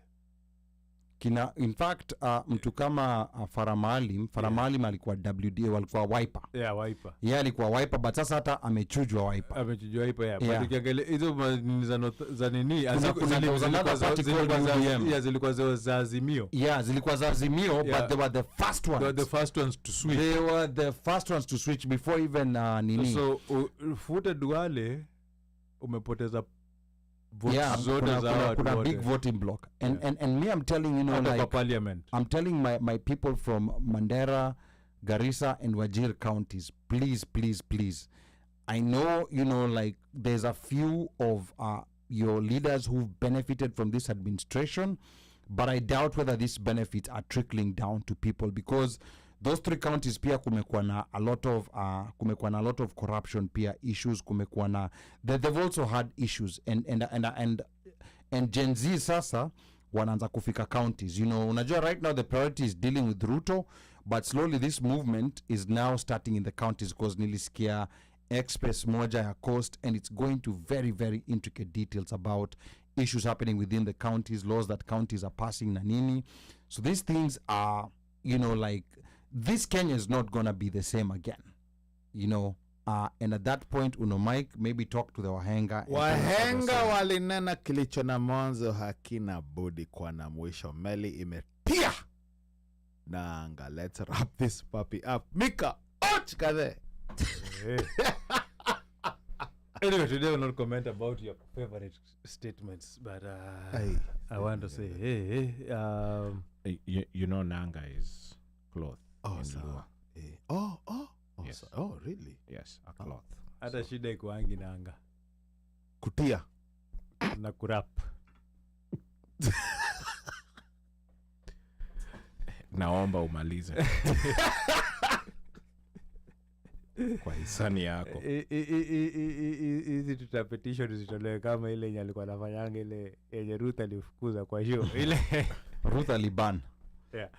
Anyway, Itarudi ya cherry being popped. well, anyway, let me finish up. Unajua tumepiga That's why- You know, we need to be politically correct. bandio tuzimia stima remotely. So Ruth is not here. no, Cherries are no. popped. Wait, time. Oh, sorry. Time, Yeah. time. Anyway, want to thank listeners, wapenzi wachangiaji, as it's been a good conversation, and thank you. And anybody who has been feeling some type of way about the political situation in both countries, it's like, I know we are talking about Kenya, And I know most people, especially black, if you're a black person, it doesn't matter what your political worldview. Like right now, me, originally, I'm a Democrat, but me chapa Democrats mangumi sana. But I'm still going to vote Democrat. I don't care. Why? Because hakuna vile project 2025 naweza kupali ingie in the midst. We will fix the Democratic Party later. For now, if you're a Democrat, if you're black, let me be racist. Kwani, if you're black and you're make sure you thinking, register to vote and you're thinking to vote that other party, shauri yako. shauri yako. If you think, I'm just saying it, go online, go Google Project 2025, go through it, read it, and then ask yourself, as a parent, or somebody who wants to have children, or somebody who wants to own business here, or Or somebody an who wants to individual. earn a living, How about or that? just you, if you want to live with the kind of country that that document explains. And if you think it's just a document, look at Florida and Texas and Mississippi. Look at the laws that they've started implementing right now. There are laws that are pulling out from them. And we can see, we have seen snippets of it. People being put above the law. Laws that have been there for quite long being repealed by a court of people who are appointed for life, and they don't hide their corruption. So it's not that it's just a document, it's something that is already being implemented at state level as a pilot, and now they're ready to put it on federal level. So, if you plan to live in this country, vote Democrat. Hiyo tutajipangia mbele. Now if you think you're going to escape and go to Kenya, now unaona bado jenzi. Na unachekelea jenzi unasema hii ni kelele. Unawaambia wanafaa kunegotiate. Sijui it's done. And this is supposed to end. Guess what? You'll have nowhere to run. Labda uende Haiti. Ukeuko na polisi wa Kenya. That is the only option you have. So, at this point, tough decisions, but both your countries need you. Have a wonderful night. What? That's almost I've had Mika saying, I don't know how long. But yeah, with that said, thank you to our fans, our listeners, to our caller, Professor. I think we definitely need him in the studio. And by the way, he did say he's ready. Prof said he's ready to come into the studio whenever we are ready. So we'll arrange Ali Kazi Kwako. And to folks within the DMV, outside the DMV, around the DMV, close to the DMV, don't forget, again, we are occupying IMF. It's from 12:30 p.m. to 3:30 p.m. And that's at 1900 Pennsylvania? 1900 Pennsylvania Ave, Pennsylvania Avenue, IMF HQ2. which is basically a stone's throw from the White House. So if you get to the White House and then you just go, you'll get us. You'll find us over there. So we're going to be in place. Ruto must go. Yes. Utasikia tu watu wakichant. And at that point, you just come. So I would advise ukuje na public transportation because parking around there sometimes can be a little bit tricky. But you never know. Saa zingine you can get lucky. Ali, do we have? I think we have. Do we have this posted somewhere that somebody Yes. who is not part of any grouping or not part of the Ruto must go? How would they get to this information? No, you can go to our One Mic Show Instagram and Facebook pages. Have all this information in the stories and on the timelines. If you scroll down, you'll be able to see the details of how to get to of how to get to DC, of how to get to IMF HQ2. Yeah, and hapa Kenyan Jui pia nakuambia Omosh is about to apologize. Here we go. So I don't know, like. As a man, I ain't apologizing for so and I don't need to be Kenyan Jewied out or into the show. So Kenyan Jew, you can see me at IMF. How about that? And with that said, again, I appreciate our fans, our people, the banter, the back and forth. It's you guys who keep us honest and who keep us going. But where we are with the direction that our countries, both here domestically and Kenya, are going, we need to be the change that we want and be a participant in the change. This is an election year for the US, and as Mika has alluded to, if you vote a different way, what you see and what you get will be because of what you did. Vote, make sure you participate and vote right.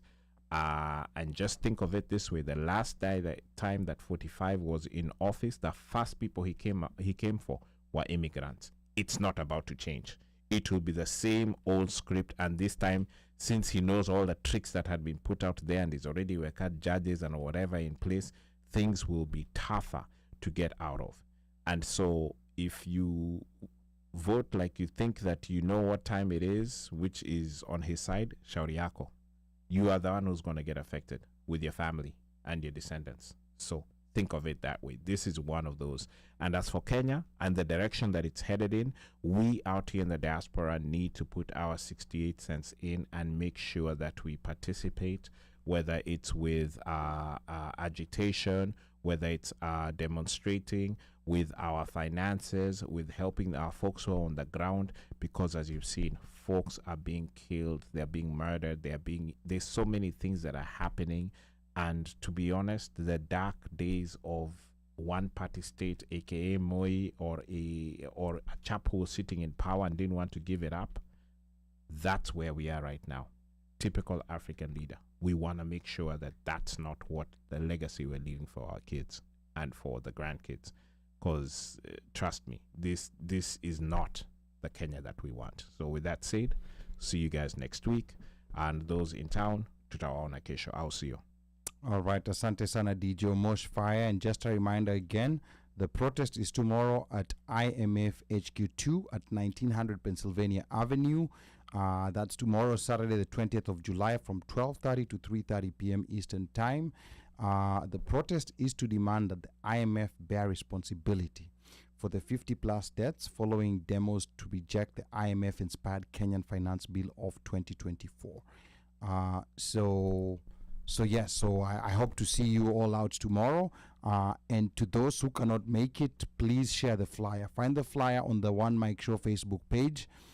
Please share it with people who are with people who you know are out here in the East Coast. And then I'm also being reminded by someone here that Ruto was supposed to receive a Nobel Prize for Haiti. Plus, the U.S. wants to build a military base. U.S. wants to build a military base in Kenya. So yeah. So that's the situation we're in.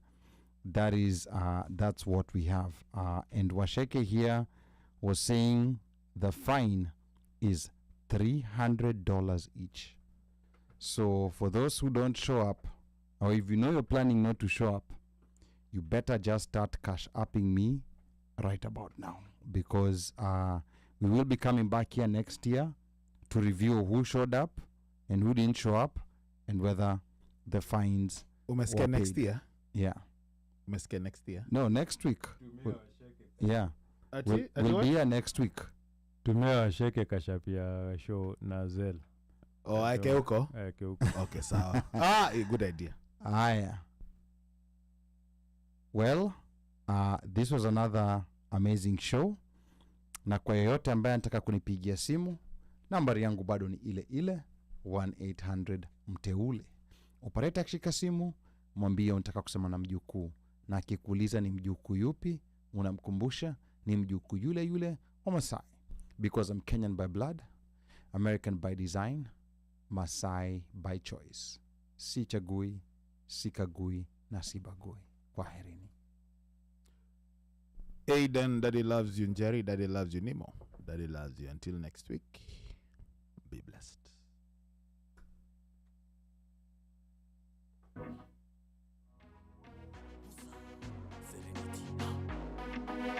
Like a boss.